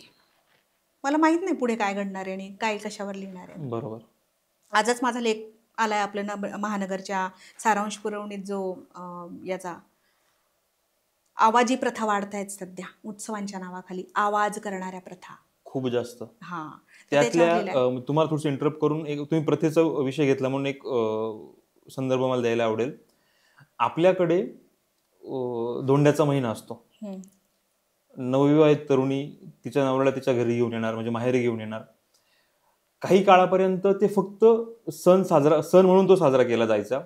त्या जोडप्याला कपडे घ्या, ते भांडे बिंडे घ्या, ते सगळं जणू हक्क नाही मॅडम. मला सांगायला म्हणजे अधोरेखित हे करायचे, आता त्याचं ना मार्केटिंग खूप जास्त प्रमाणात होत आहे. म्हणजे त्याचे सोशल मीडियावरती रील व्हायरल होणार. खाणार तो व्यक्ती एक घास पण नाहीये, पण ते पंचपक्वान्न समोर ठेवणार, त्याचे तुम्ही व्हिडिओज बनवणार, ते मार्केट करणार, आणि मग यातून कुठेतरी आपण चुकीच्या प्रथा तयार करतोय का?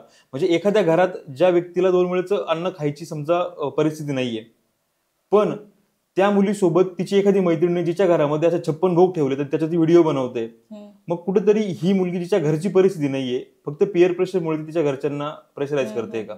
त्या प्रथा पडत चाललेल्या, चुकीच्या प्रथा पडत चाललेल्या अशा. आणि त्याच्यात मी जे लिहिलंय ते कंठाळी होत आहेत आत्ताचे सण आणि उत्सव. तुम्ही म्हणतात ना, बघा आपल्या सण आणि उत्सवांचे ना स्वरूप पण बदलत चाललेत. जे सण उत्सव मागे माहीत नव्हते, ज्याचं कुठेही उत्सवीकरण नव्हतं, जे साजरे केले जात नव्हते, ते शोधून शोधून साजरे केले जातात. आता तुम्ही मिरवणुका बघा ना, मोजक्या सणांच्या निघायच्या, आता त्या कसल्याही मिरवणुका निघायला लागल्या.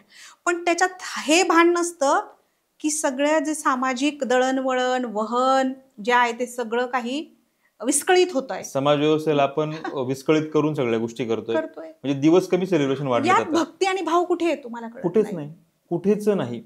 याच्यात कुठे तर्कशुद्धता आहे? काहीच नाही.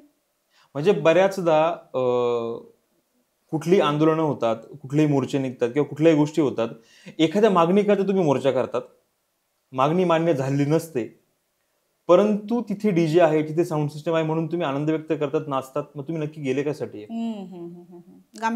गांभीर्यच नाही की आपण कुठल्या गोष्टी करता गेलो, आपण काय केलं पाहिजे. जर आपल्यालाच गांभीर्य नाहीये, सरकार तुमच्याकडे किती गांभीर्याने बघेल, किंवा सरकारने का बघावं? कारण तुम्हालाच त्या गोष्टीचं गांभीर्य नाहीये. मला पुढचा एक प्रश्न तुम्हाला विचारायचा आहे. बरेचसे पुरस्कार तुम्हाला मिळाले, ह्या सगळ्या गोष्टी, हा प्रवास तुमचा खूप निरंतर चांगला चालू आहे. ज्यावेळेस पहिला पुरस्कार मिळाला त्यावेळेस आनंद कसा होता? तो पुरस्कार कुठला होता? पुरस्कार अच्छे होते. सचिन तेंडुलकरला विचारलं होतं. खूप मोठ्या माणसाचं नाव घेते मी, पण एक उदाहरण द्यायला आवडेल मला. भारतरत्नच्या बाबतीत चर्चा सुरू होती, तेव्हा सचिन तेंडुलकरला विचारलं होतं की बघ, लोकांमध्ये अशी चर्चा सुरू आहे, तुला काय वाटते, तुला भारतरत्न मिळावा असं? तर तो म्हणाला होता, पुरस्कार कुणाला आवडत नाहीत. आणि ते एकच विधान खूप बोलकं होतं. बरोबर बरोबर बरोबर. पुरस्कारांसाठी वगैरे मी लिहित नाहीये, पण जर त्याची दखल घेऊन ते दखलपात्र ठरत असतील आणि मिळत असतील तर ती आनंदाची गोष्ट आहे. त्याच्यातून हुरूप आणि उत्साह वाढतच जातो. मला पहिला पुरस्कार मिळाला होता तो आदर्श शिक्षिका पुरस्कार मिळाला होता. एक सन्मान वृत्तपत्र होतं, त्याच्याकडून मिळाला होता. पुरस्कार वगैरे आपल्याला मिळू शकतो असं काही काम आहे का? स्वतः खुद को टटोला मैंने उस वक्त. मी स्वतःला जरा चेक केलं. बरोबर. म्हणजे आपण जे करतो आहे विद्यार्थ्यांसाठी ते कदाचित सन्मान पात्र आहे असं लोकांना वाटतं. तो स्वीकारला. आणि मग त्यावेळी सहकुटुंब आम्ही त्या पुरस्कार सोहळ्याला गेलो. आनंद होता आणि शोकेसमध्ये 4 वेळा त्या पुरस्काराकडे मी येता जाता बघत होते. त्याच्यानंतर असे खूप क्षण आले. आता त्याचं नाविन्य नाही वाटत. राज्यस्तरावर किंवा राष्ट्रीय स्तरावरती आतापर्यंत जे काही पुरस्कार मिळाले, ज्या लेखणीला धरून जे काही पुरस्कार तुम्हाला मिळत गेलेत, यामुळे नवीन काही संधी उपलब्ध होत आहे असं काय वाटतंय का तुम्हाला? एक समाज मान्यता मिळते आपल्याला, आपली जबाबदारी वाढते, विकास. बरोबर. लोक अपेक्षेने बघतात आणि जबाबदारी वाढते. तुम्ही उथळ हलकं फुलकं लिहित असाल तर त्याच प्रकारची अपेक्षा तुमच्याकडे होईल ना. कोणी फार बरोबर. गांभीर्याने तुम्हाला घेणार नाही. घेणार नाही. तुम्ही वैचारिक लिहिताय, ज्वलंत प्रश्नांवर लिहिताय, समस्यांवर लिहिताय, ज्या अडचणी त्याच्यावर लिहितायत, उपाययोजनेवर लिहिता आहात, तुम्ही इथल्या शेवटच्या माणसाचा प्रातिनिधिक आवाज होत आहात, तेव्हा तुमच्याकडून अपेक्षा वाढतात बरोबर. आणि तुमची जबाबदारी वाढते. मला वाटतं पुरस्कार म्हणजे काही फक्त आनंद नाही आहे, ऊर्जा शक्ती बळ नाही आहे, ती जबाबदारी अधिक आहे. जबाबदारी आहे. तर हीच संधी आहे की मला गांभीर्याने भवतालाकडे पाहायचं आहे बरोबर. आणि इथून पुढेही माझी लेखणी असेल, वाणी असेल, त्यासाठी मी ती खर्च करेन. सिंगापूरमध्ये ग्लोबल सिटीझन ऑफ इंडिया 2018 हा पुरस्कार आणि युनिव्हर्सल टॅलेंट बुक ऑफ रेकॉर्डमध्ये ज्यावेळेस नाव नोंदवलं गेलं होतं, तो क्षण कसा होता? फारच सुंदर हो. म्हणजे मी म्हणाले विकास मागाशी की आमचं मोठं कुटुंब होतं. म्हणजे 8वी 9वी पर्यंत पायात घालायला चप्पल नव्हती. अनवाणी आम्ही 4-5 किलोमीटर शाळेत जायचो यायचो आणि अशी मुलगी एक विमानात बसून 7 समुद्रापार जाते. म्हणजे मला तो काव्यात्मकच वाटतो सगळा प्रवास. खरंच काही काही क्षणी तर मी माझ्या पतीला म्हटले, चिमटा घे बरं मला, हे खरंच हे घडतंय खरंय का? का? हो, असं घडलं. म्हणजे हे असं घडलं होतं, मी जेव्हा सेट परीक्षा उत्तीर्ण झाले होते प्राध्यापक पदासाठी जेव्हा असते, तेव्हा माझ्या नवऱ्याला म्हटलं होतं की मला चिमटा घे बरं, मी प्राथमिक शिक्षिका आहे, मी तेवढा विचार करू शकते का, तर तेवढा अभ्यास झाला होता का माझा वगैरे वगैरे. असं म्हणजे आपली कॅपॅसिटी असते, परंतु कदाचित त्या टप्प्यावर तेवढा आत्मविश्वास नसतो आपल्याला.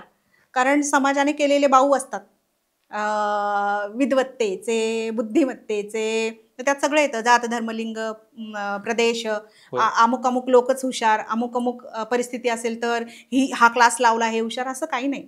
ज्याला करायचे तो कोणत्याही परिस्थितीत करतो. ते मी केलं. मला माझ्या कलेने खूप साथ दिली. तुम्हाला विकास एक गंमत सांगायला आवडेल मला.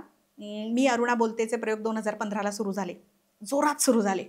दमछाक व्हायची माझी प्रयोग घेताना, पण सगळ्या जबाबदाऱ्या, कौटुंबिक, कार्यालय, सगळी जबाबदारी. आणि पिल्लू माझं छोटंसं होतं, त्या झोळी बांधायची. आमच्याकडे छोटी गाडी होती, 4 चाकी होती, मागे झोळी बांधायची. आणि अगदी मी सिझर झालेली बाई, 21 दिवसांचं माझं बाळ घेऊन मी बुलढाण्याला प्रयोगाला गेले. पहिला प्रयोगाला. या प्रेरणा येतात कुठून नक्की? अरे ती झिंग असते तुमच्याकडे, तुम्हाला चढलेली ती झिंग असते, तुमची कला देते ती तुम्हाला, तुम्ही नाही आवरू शकत स्वतःला. आता मी वळून पाहते तेव्हा म्हणते खरंच मी हे केलं का. त्यावेळी गेले मी अशी. रात्री 1-1ला ट्रेन असायची, आम्ही छोटंसं बाळ घेऊन दुपट्यात गुंडाळलेलं स्टेशनवर बसलेलो, 1ला चाललोय, अकोल्याला प्रयोग आहे, पहाटे उतरलोय. ह्या गोष्टी केल्या आहे मी, आणि हे साक्ष देणारी बरीच मंडळी आहेत इथे प्रत्यक्षदर्शी. हे ज्यावेळेस तुम्ही सगळं सांगता, मला तुमच्या चेहऱ्यावरचा आनंदच सगळं सांगून जातं की तुम्ही खरंच कुठल्या गोष्टीमधून गेलायत आणि ते कामं केलीत म्हणून तो आनंद खरं तर चेहऱ्यावर दिसतोय. या सगळ्या प्रवासामध्ये मला एक प्रश्न विचारायचा आहे. सावित्रीमाई होत्या म्हणून तुम्ही इथपर्यंत आलात, मान्य, परंतु सावित्रीमाईंसोबत ज्योतिबा होते. अगदी. तुमच्या ज्योतिबांची साथ तुम्हाला कशी भेटली? तुम्हाला सांगू का, मी जेव्हा सावित्री म्हणते ना, तेव्हा असा सॉफ्ट उच्चार ज्योतिबांचा येतो त्याच्यात. सावित्री आणि ज्योतिबांना आपण वेगळंच करू शकत नाही. वेगळंच नाही. जेव्हा ज्योतिबा सांगते तेव्हा सावित्रीबाई येतात. सावित्रीबाईंच्या चरित्रात तर 60% ज्योतिबाच आहेत. तर ते वेगळं करता येत नाही. म्हणजे माझ्या ज्योतिबाची पण साथ मला मिळत गेली. अर्थात तुम्हाला माणसात बदल करावा लागतो. आम्ही दोघे खूप वेगळ्या पार्श्वभूमीतून आलेले. ते ग्रामीण भागात शिकलेले, मी शहरी भागात शिकलेले. माझं बालपण, त्यांचा जन्म ग्रामीण भागात. तर मला आधी त्यांच्यामध्ये बदल करावा लागला मानसिकतेत. म्हणजे मलाही वैचारिक संघर्ष होताच की सुरुवातीला. म्हणजे टिपिकल बाई काहीतरी वेगळी करते म्हटल्यानंतर, बाई काय करते, नाटकं करते. नाटकं म्हणजे त्याला वेगळ्या शेड्स येतात. मी एकदा एका कार्यक्रमाला गेले आणि मला विचारलं, तुम्ही नाटकं बिटकं करता म्हणे. म्हटलं सर काय बोलता काय तुम्ही, एकपात्री प्रयोग वगैरे काहीतरी म्हणा, नाट्य प्रयोग वगैरे, शब्द तरी व्यवस्थित वापरा. आणि गंमत काय आहे, त्यांचा हेतू तो नव्हता, तर आपल्याकडे माइंडसेट असा आहे, बोलण्याच्या पद्धती अशा आहे. तर सुरुवातीला मला पण माझ्या कुटुंबात बदल करायला वेळ गेला. आपण सिंगापूरच्या याच्याबद्दल बोलत होतो, पुरस्काराबद्दल बोलत होतो. तर सिंगापूरला मी एका आंतरराष्ट्रीय परिषदेमध्ये नाटक समाज परिवर्तनाचं प्रभावी माध्यम यावर शोधनिबंध सादर केला. आणि तिथेच माझं नाटक मी सावित्री ज्योतिबा फुले बोलते हे सादर केलं. तुम्ही प्रश्न जो विचारला ना की सावित्री आणि ज्योतिबांचं योगदान आहे, तर माझ्या एकपात्रीचं नाटक नावच ते आहे, मी सावित्री ज्योतिबा फुले बोलते. पूर्ण नावाचा मी तिकडे सावित्री ज्योतिबा फुले बोलते. नाही, वेगळं करताच येत नाही नाही त्यांना करू तसं. शकत. तर मी सांगत होते की मॉरिशसला 2016 मध्ये मी गेले आणि तिथे मी जिजाऊचा प्रयोग झाला. 2015 मध्ये अरुणा बोलतेचे प्रयोग सुरू झाले. तेव्हा मला महात्मा गांधी इन्स्टिट्यूट मॉरिशसमधून निमंत्रित करण्यात आलं की तुमचा हा प्रयोग तुम्ही इथे सादर करावा. आता झालं अशी गोष्ट की हे दूषण आहे ना, अरुणा शानबाग हे प्रकरण दूषण आहे भारतासाठी किंवा अत्यंत वाईट उदाहरण आहे ना. होय. हां, 40 वर्ष कोमात एक बाई अत्याचारामुळे गेलेली, त्यातच ती मरते. मग मी म्हटलं नाही, मी इथे ना दूषण नाही भूषण सादर करेन माझ्या महाराष्ट्राचं, माझ्या भारताचं. आणि मग तिथून मी जिजाऊच्या या एकपात्री प्रयोगाचा जन्म झाला. त्यासाठी मी जिजाऊ ही संहिता मी लिहिली आणि 2016ला तो प्रयोग झाल्यानंतर पुन्हा ती दखल घेऊन सिंगापूरला निमंत्रित करण्यात आलं आणि तिथे ग्लोबल सिटीझन ऑफ इंडिया हा पुरस्कार मिळाला. माझी कला मला तिथे घेऊन गेलेली आहे आणि खरंच प्रत्येकाने एक तरी कला जोपासावी. शिक्षण, नोकरी ह्या गोष्टी होतात, पण तुम्हाला जिवंत सुंदर जगायचं आहे त्यासाठी एक कला तुमच्याकडे असली पाहिजे, एक छंद तुमच्याकडे असला पाहिजे. आणि त्या कलेचे आणि जेवढे जेवढे या कलेच्या प्रवासात लोक भेटले मला, माझे श्रोते असतील, मला पाठबळ देणारी मंडळी असतील, ती सगळी मला लख आठवली आणि पहिल्यांदा माझे मायबाप आणि सावित्री आणि ज्योतिबामाई आठवले. तुम्ही हे सगळं सांगत असताना 2 शब्दांचा वापर केला, दूषण आणि भूषण. एका बाजूला तुम्ही मी सावित्री बोलते किंवा मी जिजाऊ करत होते, एका बाजूला तुम्ही मी अरुणा पण करताय. दोन्ही भूमिका करताना तुमच्यामध्ये किती तुम्हाला स्वतःला काम करावं लागलं? 2 टोकं आहेत, 2. तोच मी प्रश्न अरुणा आहे. करताना किती त्रास झाला आणि तुम्हाला ते हे फार करताना? प्रेरक आहे. सावित्री आणि ज्योतिबा फुले सावित्री ज्योतिबा फुले हा एकपात्री नाट्यप्रयोग आहे ना, त्यात चढउतार आहेत. बरोबर. त्याला एक फ्लो आहे निश्चित. जिजाऊ सांगते तेव्हा ते पूर्णतः प्रचंड मोटिवेशनल आहे, प्रेरक आहे. संवाद लांबलचक आहेत, ऐतिहासिक आहेत, तो वावर तसा आहे. परंतु अरुणा करताना काय होतंय, आताही माझ्या अंगावर शहारे आले. अरुणा करताना परकाया प्रवेश करावा लागतो.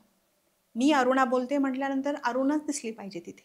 बरोबर. अरुणा बोलताना कोणीच पाहिली नाहीये. ज्यांनी पाहिली ती कोमात जाण्यापूर्वी, त्यातल्या आता किती जण आहेत मला माहित नाही. माहित पण नाही. तर अरुणा जी 40 वर्ष बोलूच शकली नाही, तिला काहीतरी सांगायचं होतं, बोलायचं होतं.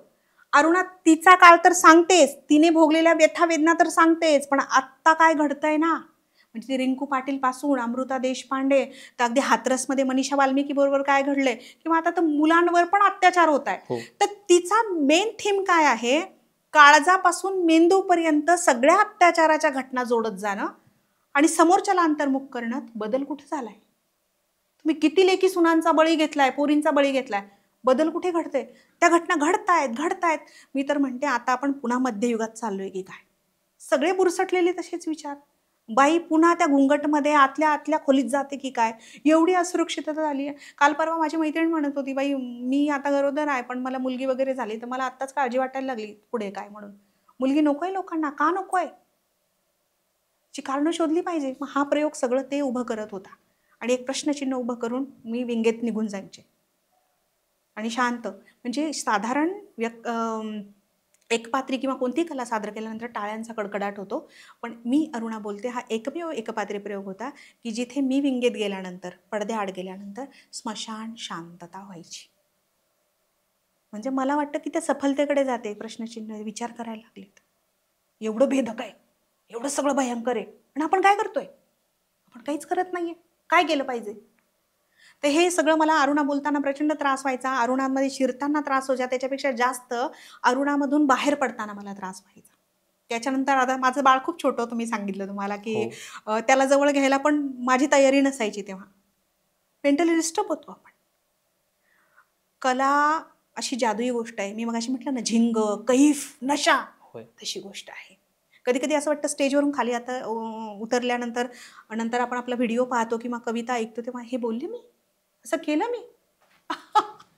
बऱ्याच लोकांना खरं तर अरुणा तुमच्यामुळे समजल्या किंवा हे सगळे प्रकार तुमच्यामुळे समजले. कारण आमच्यासारख्या पिढीला आजही फक्त ते नाव माहिती आहे, त्या वेदना पूर्ण माहीत नाहीत. आणि जेव्हा तुम्हाला आम्ही ऐकतो, तुम्हाला आम्ही जेव्हा बघतो परफॉर्म करताना, तेव्हा त्या गोष्टी कळतात. परंतु हे सगळं झाल्यानंतरही दिल्लीमध्ये निर्भया होते, कोपर्डी होतं, भयंकर आहे. हे सगळं झाल्यानंतर आपण फक्त मेणबत्त्या घेऊन फिरतोय, कितपत योग्य आहे? आंतरिक बदल होत नाही ना, चुकीचं आहे ना, साप चुकीचंच आहे हे. अजूनही तो प्रश्न तसाच निरुत्तरित आहे. समाज मन बदलत नाही तोपर्यंत हा बदल होणार नाही. तुमच्याशी खरं तर बोलत असताना कुठल्या कुठल्या विषयांना हात घालू आणि कुठल्या कुठल्या पैलूंवरती बोलू तेच खरं तर कळत नाहीये. मला परत फिरून आपल्या बाकीच्या विषयांकडे यावं आपण वाटतंय. ना आणखी एखादा एपिसोड करू नंतर. नक्की नक्की नक्की. लक्षवेध नावाचा दिवाळी अंकाच्या मुखपृष्ठावर ज्यावेळेस सेलिब्रिटी म्हणून तुम्ही आलात, ज्यावेळेस ते मुखपृष्ठ तुम्हाला घेऊन छापलं गेलं, तो बहुमान मिळाला त्यावेळेसचा तुमचा भावना काय होता? विकास कसलं भारी असतं ना, आपण असे मोठमोठे ते मायापुरी हे कुठले कुठले अंक होते ना, हो हो त्याच्या हो. मुखपृष्ठावर अशा तारका झळकलेल्या आपण पाहिलेल्या होत्या आणि बापरे, हे तो बहुत बडी बात है. आपण कसले पोचतोय, दूरदूरपर्यंत शिवत पण नव्हता तो प्रश्न. पण तुम्हाला सांगू का, मला माझ्या रंगावरून लहानपणापासून खूप सगळ्या बहिणींमध्ये मी सावळी असल्यामुळे खूप हिनवले गेलंय. मी दूरदर्शनवरच्या मुलाखतीत पण हे सांगितलंय. आता सांगतोच आहे आपण, तर अगदी आपण पारदर्शीपणे आपला प्रवास सांगितला पाहिजे. होय होय होय. ते सगळं छान छान होतं असं सांगून उपयोग नाही ना. नाही. मग माझ्या सावळ्या रंगावरून खूप हिनवलं गेलं.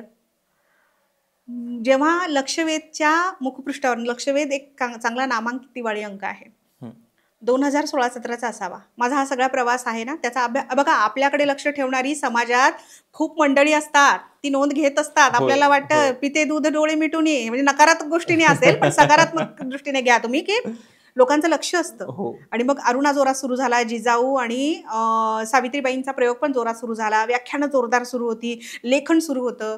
मी माझ्या गायफात होते, मी हे सगळं करतेय, मला बॅलन्स करता येतंय अजून तरी, ह्या आनंदात मी होते. आणि कुठून तरी मला फोन येतो आणि म्हणतं की तुमचा मुखपृष्ठावर फोटो पाहिजे. म्हणजे मी तर स्वतःला आधी चेक केलं की मी मुखपृष्ठावर येण्यासारखी आहे का. त्यांना वाटत असेल, कदाचित माझ्या कामामुळे वाटते, कलेमुळे वाटते, मला माहीत नाही. तर त्या मुखपृष्ठावर येणं म्हणजे माझ्या सावळ्या रंगाचा विजय होता, माझ्या लेखणीचा विजय होता. मला जेवढी नकारात्मक मंडळी भेटली तर त्या नकारात्मक मंडळींना पण ती एक चपराक होती की कुणाला कमी लेखू नका. बरोबर. त्याच्यामध्ये काय दडलेलं असेल आणि कोणाला काय भावेल सांगता येत नाही. तर माझ्यासाठी खूप सुंदर अनुभव होता तो मुखपृष्ठावर झळकण्याचा. तुम्ही आतापर्यंत जे एकपात्री प्रयोग केलेत, मग मी जिजाऊ असेल किंवा मी सावित्री ज्योतिबा फुले किंवा मी अरुणा बोलते, हे सगळं करण्यामागचा तुमचा नक्की हेतू किंवा नक्की ध्येय काय आहे? मी हे तिन्ही जे प्रयोग करते आहे ते स्त्री केंद्री प्रयोग आहेत. त्यातले 2 ऐतिहासिक आहेत. मुळात सांगू का, पुन्हा तेच ना, बायकांना मानसिक गुलामीतून बाहेर काढणं. आपल्या इतिहासात किती रणरागिणी होऊन गेल्या आहे. म्हणजे आज तुम्ही 2025 मध्ये आहात, तरी तुम्ही किती संकोच आहे तुमच्याकडे, किती बुजलेले आहात, तुमच्याकडे आत्मविश्वासाचा अभाव आहे, तुमच्यामध्ये स्किल आहे ते तुम्ही शोधलेलं नाहीये. कस्तुरी मृगासारखं, ती कस्तुरी त्याच्या नाभीत असते, पण ते झपाटल्यासारखं इकडे तिकडे फिरत राहतं आणि शेवटी ऊर फटून मरून जातं. तुमच्यामधलं बेस्ट काय तुम्ही ओळखलंच नाहीये. त्याला पॉलिश करा, त्याला फिनिशिंग द्या आणि स्वतःची एक आयडेंटिटी तयार करा. माझ्याकडे हे होतं, मी हे सगळ्यांसमोर आणलं, तुम्हाला भावतंय, तुमच्याकडे काहीतरी असेल ते तुम्ही या. आत्मविश्वास वाढवणं, बायांना स्वतःची ओळख करून देणं. महिला सबलीकरण म्हणजे तेच मी म्हणते ना, रूढ अर्थाने तेच नाहीये, बुलेटवर फिरणं वगैरे, प्रभात फेरी काढणं वगैरे, ते नाहीये. तुम्ही कोण आहात, तुमची आयडेंटिटी काय, तुम्ही अमुकची मुलगी आहात, अमुकची पुतणी आहात, अमुकची भाची आहात. हु आर यू? पुन्हा मी तोच प्रश्न विचारते, तुम्ही कोण आहात? बरोबर. मला उत्तर मिळालेलं नाहीये. तुम्ही कोण आहात? मी अमुक व्यवसाय करते आहे, माझा छोटासा लघु उद्योग आहे, मी शिक्षिका आहे, मी मॉन्टेसरीला शिकवते, मी बागकाम करते, माझी नर्सरी आहे. हे तुम्ही आहात. हु आर यू? मी विचारते, तुम्ही सांगू नका मी अमुकची मुलगी, अमुकची बहीण. तुमची स्वतःची ओळख स्वतःची काय? ओळख आहे. आणि इतिहासामध्ये इतक्या प्रेरक आणि ऊर्जा देणाऱ्या स्त्रिया होऊन गेल्या, त्या सगळ्यांसमोर आणाव्या. आणि इतिहास हल्ली कुणी वाचत नाही, त्या निमित्ताने इतिहास पण समोर येईल सगळ्यांच्या, असा एक हेतू होता. आणि मला असं वाटतं, नाटकच हा प्रकार का निवडला, तर मी मगाशी म्हणाले त्याप्रमाणे कला, कोणतीही कला ही समाज परिवर्तनाचं महत्त्वाचं माध्यम आहे. तुम्ही फक्त कुणाला तरी सांगताय, समजावून सांगताय, ते कदाचित परिणाम साधणार नाही, प्रभावी ठरणार नाही. पण एखाद्या कलेतून गाणं लागलं सिनेमाचं, आपण किती रंगतो ना, अगदी आपण स्वतःलाच पाहायला लागतो तिथे, ते नायकाच्या ठिकाणी मी आहे, नायिकेच्या ठिकाणी ती आहे वगैरे. तर कलेच्या माध्यमात कुठली कला घ्या, ती प्रचंड प्रभावी ठरते. त्याच्याद्वारे आता बघा, संयुक्त आपली महाराष्ट्राची चळवळ होती किंवा स्वातंत्र्य चळवळ होती आपली भारताची, त्यात पण गाणे, गीत, कविता, साहित्य याच्यातून किती घोषणा, घोषवाक्य, याच्यातून किती जनजागृती झाली. कदम कदम बढायच्या, वंदे मातरम, इन्कलाब जिंदाबाद. काय होतं हे साहित्यच होतं की. मी आजही वामनदादा कर्डकांची गाणी ऐकतो आणि आजही ते ऐकल्यानंतर डोळ्यात पाणी कमी येतं, अंगावर शहारे जास्त येतात. तो प्रातिनिधिक आवाज होता तो. हो, वामनदादा कर्डक, शाहिरी जेवढे पोवाड्याचे कार्यक्रम व्हायचे तेवढे तुम्ही संभाजीदादांचे कार्यक्रम बघा, संभाजी भगतांचे कार्यक्रम बघा. आताचे कला खूप प्रभावी माध्यम आहे.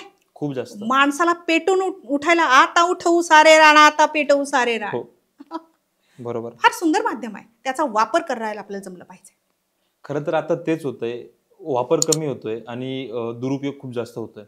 आत्ता जी समाज माध्यम आहेत, आता आपण सोशल मीडिया ज्याला म्हणतोय, वापरलं तर इतकं सुंदर आहे, परंतु आपण ते सुंदरतेकडे न बघता त्याचा दुरुपयोग खूप जास्त करतोय, असं मला प्रकर्षाने जाणवत आहे. मी सहमत आहे तुमच्या मताशी. ती दुधारी तलवार आहे, दोन्ही बाजूला धार आहे. तुमच्या अंगावर आली तर तुमचा घात पक्का आणि माझ्या अंगावर आली तर माझा घात पक्का.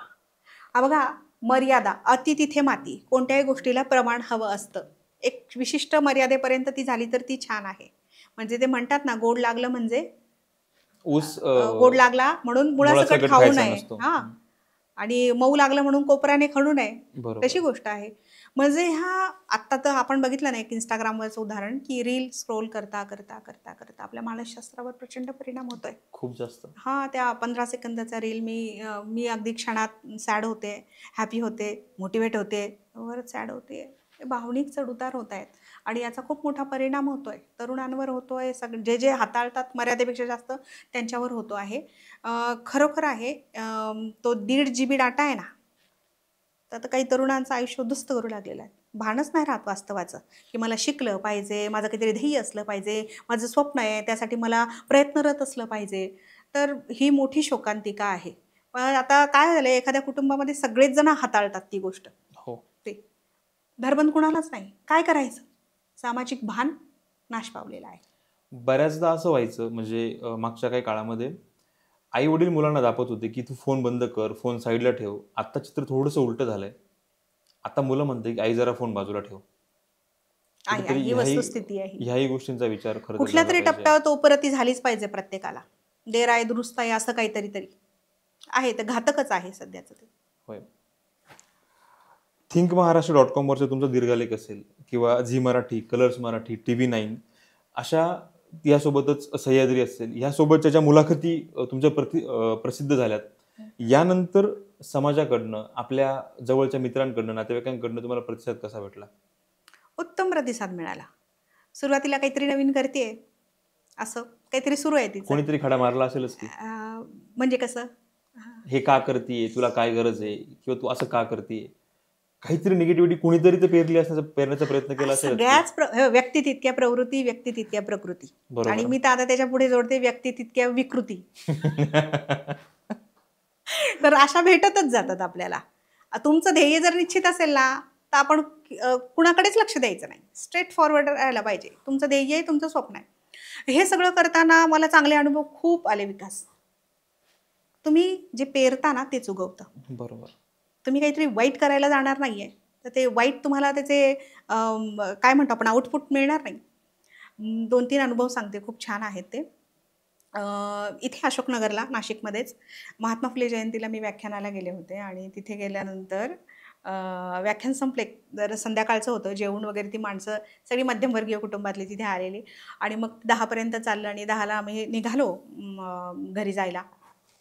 एक बाई फाटक्या लुगड्यातली, डोक्यावर फाटका पदर आहे, ती झाडाखाली उभी आहे. मी मंचावर, सगळी नगरसेवक मंडळी सगळी होती. मग आम्ही निरोप समारंभ सुरू होता की मी चालले, आता आम्ही निघालो होतो म्हणून, माझे पती वगैरे. त्या बाईनं मला असं असं करून बोलवलं झाडाखाली. मी म्हटलेत काय डाऊट, मला बोलवते काय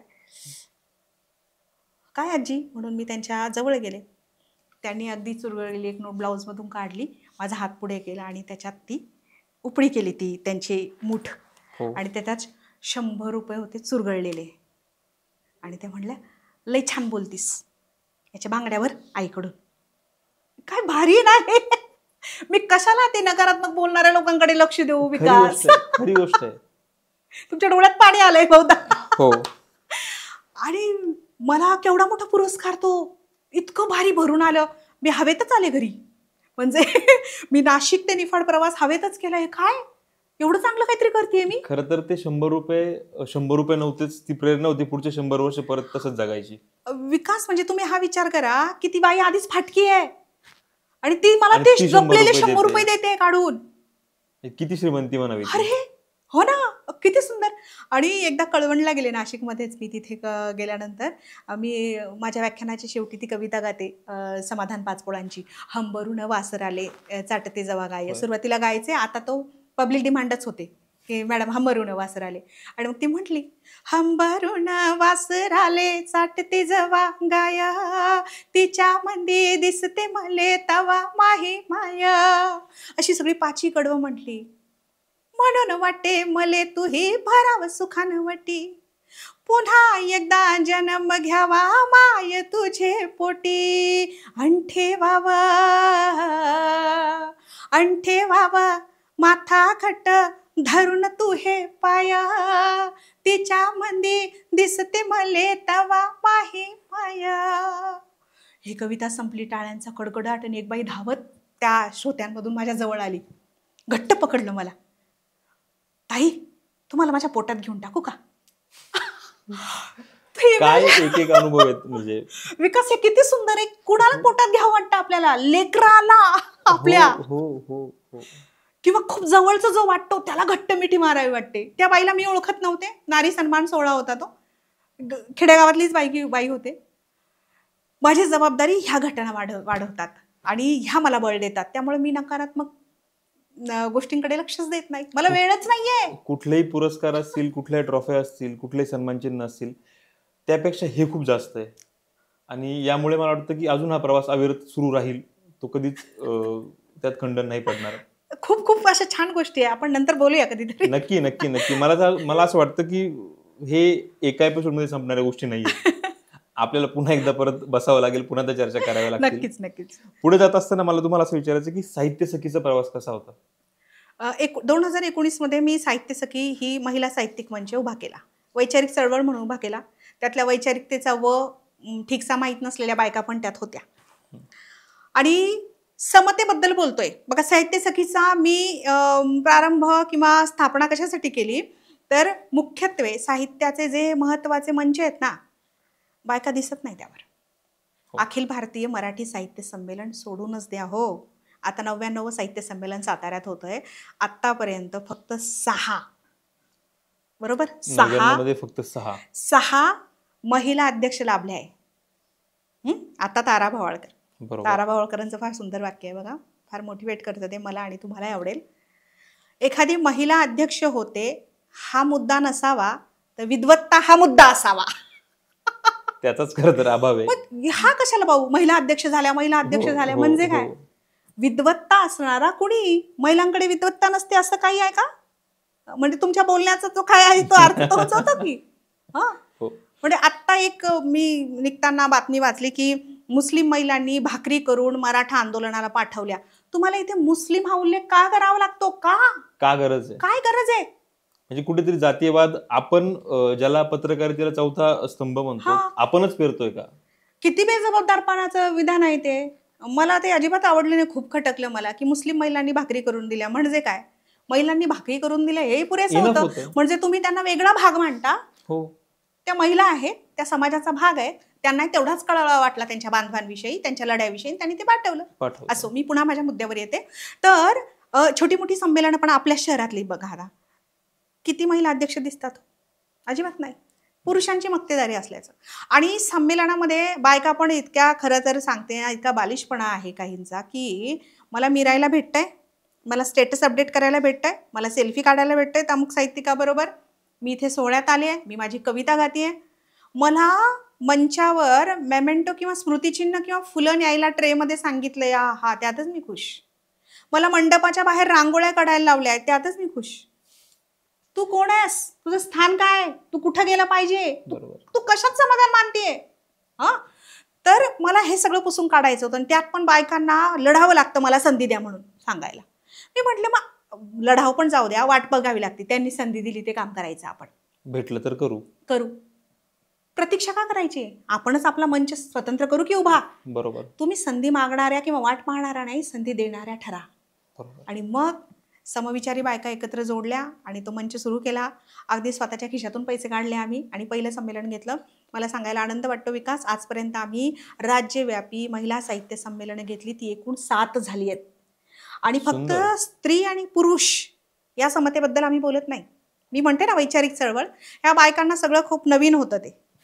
पण मी वेगळ्या थोड्या प्रागतिक विचारसरणीतून आलेला असल्यामुळे मी म्हटलं ही समानता केवळ पुरुष आणि बायकांमधली नाहीये, पारलिंगी पण आपण त्याच्यात समाविष्ट करू. समतेबद्दल बोलतोय ना, समतेबद्दल बोलतोय आपण. चूड लावा की तुम्ही त्या प्रथा परंपरांना, आधीच्या काय चौकटी असतील त्या, तुमच्या विचारधारा असतील त्या.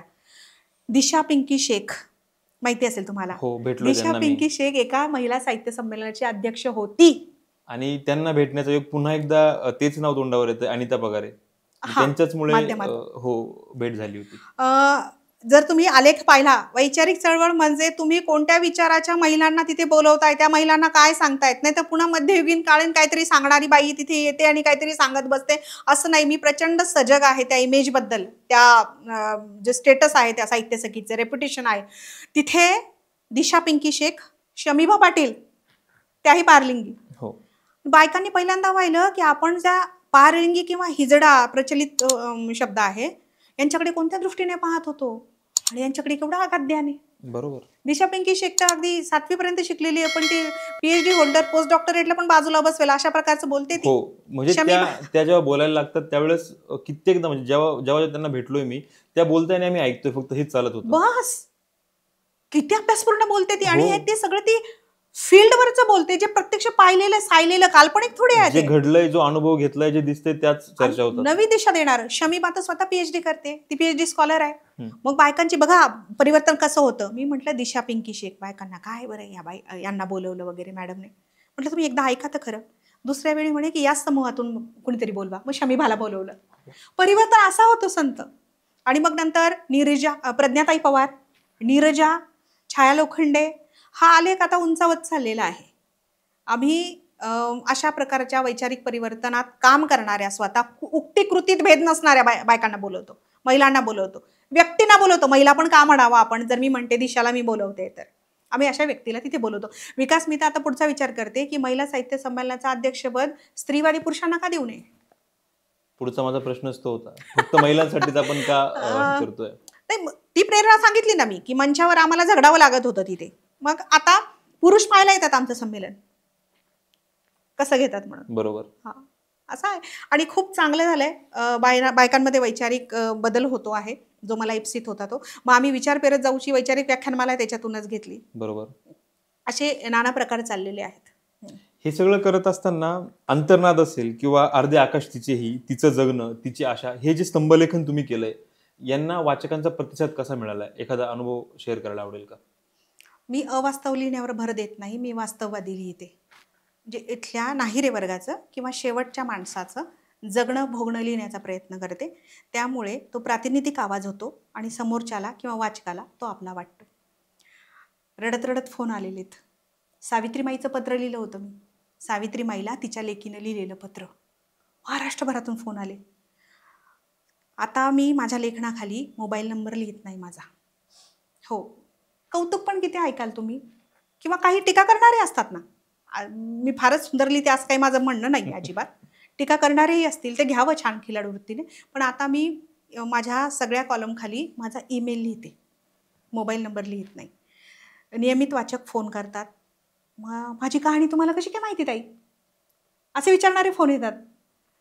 किती बरं वाटतं लिहित्या हाताना की मी सामाजिक वास्तव लिहिले. मी लिहिलेले असते दुसरीच कुठेतरी पाहिलेलं. ती म्हणते आत्ता मी मागे, आता तुम्हाला छान उदाहरण देते मी, तुम्ही उदाहरणच विचारलं म्हणून लेखनाला प्रतिसाद.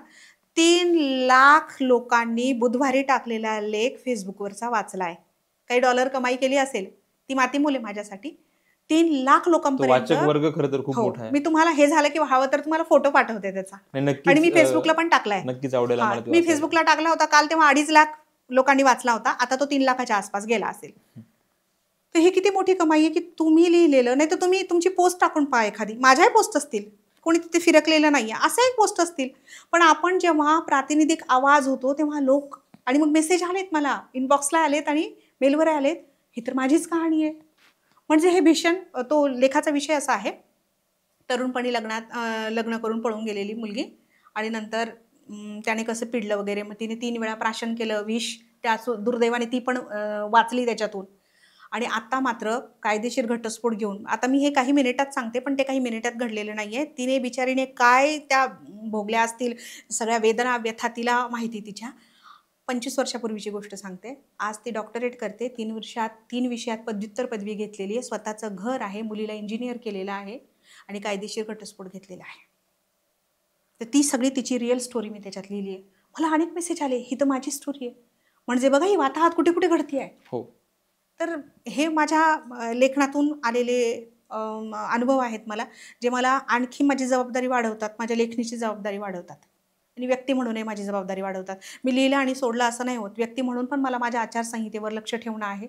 माझ्या उक्ती आणि कृतीत भेद होणार नाही, ही माझी जबाबदारी वाढवणारं आहे, असं म्हणून माझ्या लेखनाकडे पाहते. खरं तर आता जो प्रश्न मी विचारतोय तुम्हाला, हा या आधीच्या वक्त्यांना नाही विचारलाय. मला पुन्हा तोच प्रश्न तुम्हाला विचारायचा आहे, कारण मला तुम्ही त्या गोष्टीकडे कसं बघता हे जाणून घ्यायचं आहे. बऱ्याचदा आता नवविवाहित तरुणींचे 2-2, 3-3 वर्षात घटस्फोट होऊन हा प्रकार खूप वाढलाय.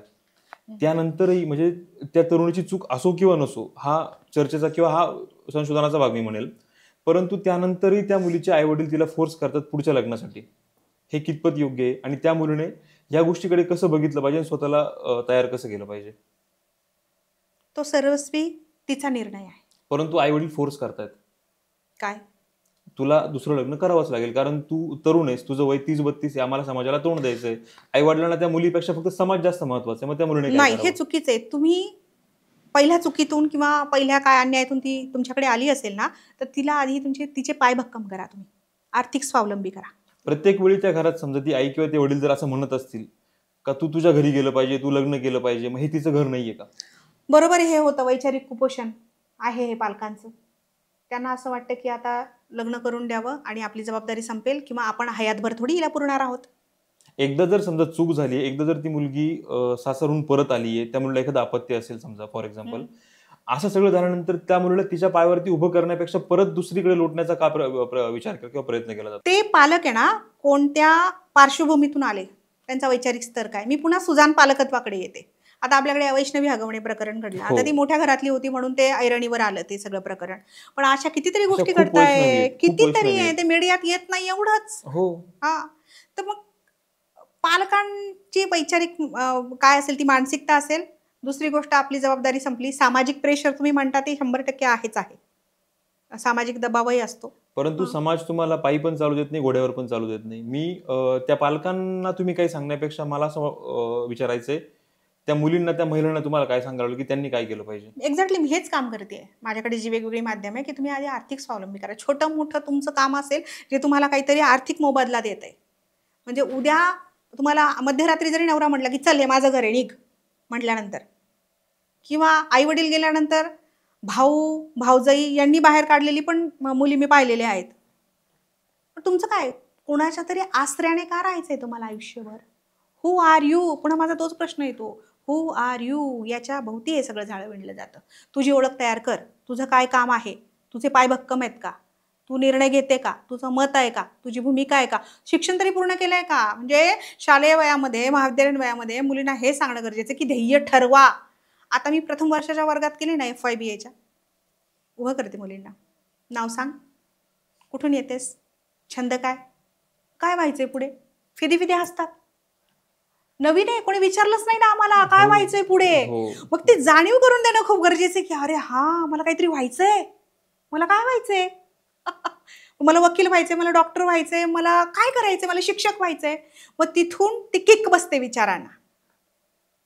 ते हे शालेय वयात घडणं खूप गरजेचं आहे. शिक्षकांची पण जबाबदारी, कारण मुलगा ते विद्यार्थी जेवढा काळ शिक्षकाच्या सानिध्यात असतात तेवढा वेळ तो शिक्षक त्या विद्यार्थ्यांचा पालक असतो. बरोबर. कदाचित आई वडिलांमध्ये एवढी सजगता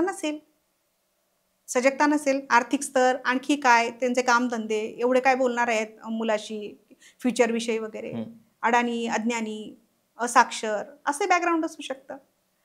इथे शिक्षकाची जबाबदारी जास्त वाढते तरुण पिढीला. आणि खरं तर वाचनाचा जिकडे अभाव असतो ना तिकडे अशा गोष्टी घडतात. मग तरुण पिढीला जर वाचनाचं व्यसन लावायचं असेल, व्यसन मी शब्द वापरेल, सोशल मीडियाचा वापर कसा करता येईल? व्यसन तर बहुत दूर की बात है. आपण वळवू तर खरं पुस्तकांकडे त्यांना. पण पुस्तकाकडे वळवायचं म्हणजे काय माहितीये का, हे आता तुम्ही इंस्टाग्राम किंवा नवमाध्यमांवर जे ऑडिओ व्हिज्युअल इफेक्ट दिसतात बघा हो हो पुस्तकांचे, हो हो. आणि थोडासा ट्रेलर जसा याचा दिसतो मालिकांचा, सिनेमांचा, तसं पुस्तकांचा ट्रेलर ऑडिओ व्हिज्युअल दिसला ना तर ते प्रभावित करते पोरांना. व्यक्तिरेखा, थोडक्यात स्टोरी. मुलं मग कुठे काय आहे पुस्तकाचं नाव, निदान हे तर कोणी लिहिलंय, कुठे मिळतंय? 100 मुलांपैकी 2 मुलांना तर वाटेल ते मागवून आपण 100% परिवर्तन होईल, कोणी गॅरंटी देत नाही, खात्री देत नाही आणि होईल असं काही वाटत नाही. पण त्या 100 मधली 2 मुलं, तर मग तुम्हाला ना नवसमाज माध्यमावर पण या प्रकाशकांना यावं लागेल, लेखकांना यावं लागेल. तसं काही करता येते का? तुमच्या माझ्यासारखी तळमळीची माणसं असतील तर तो प्रयोग करतील, मुलांना वळवता येतील. त्याच्यानंतर यूट्यूबवर पण लाईव्ह चर्चा घेता येतात पुस्तकांवर. जबाबदारी द्या ना तुम्ही, तू हे वाच छोटंसं पुस्तक, याच्यावर तू बोलायचं.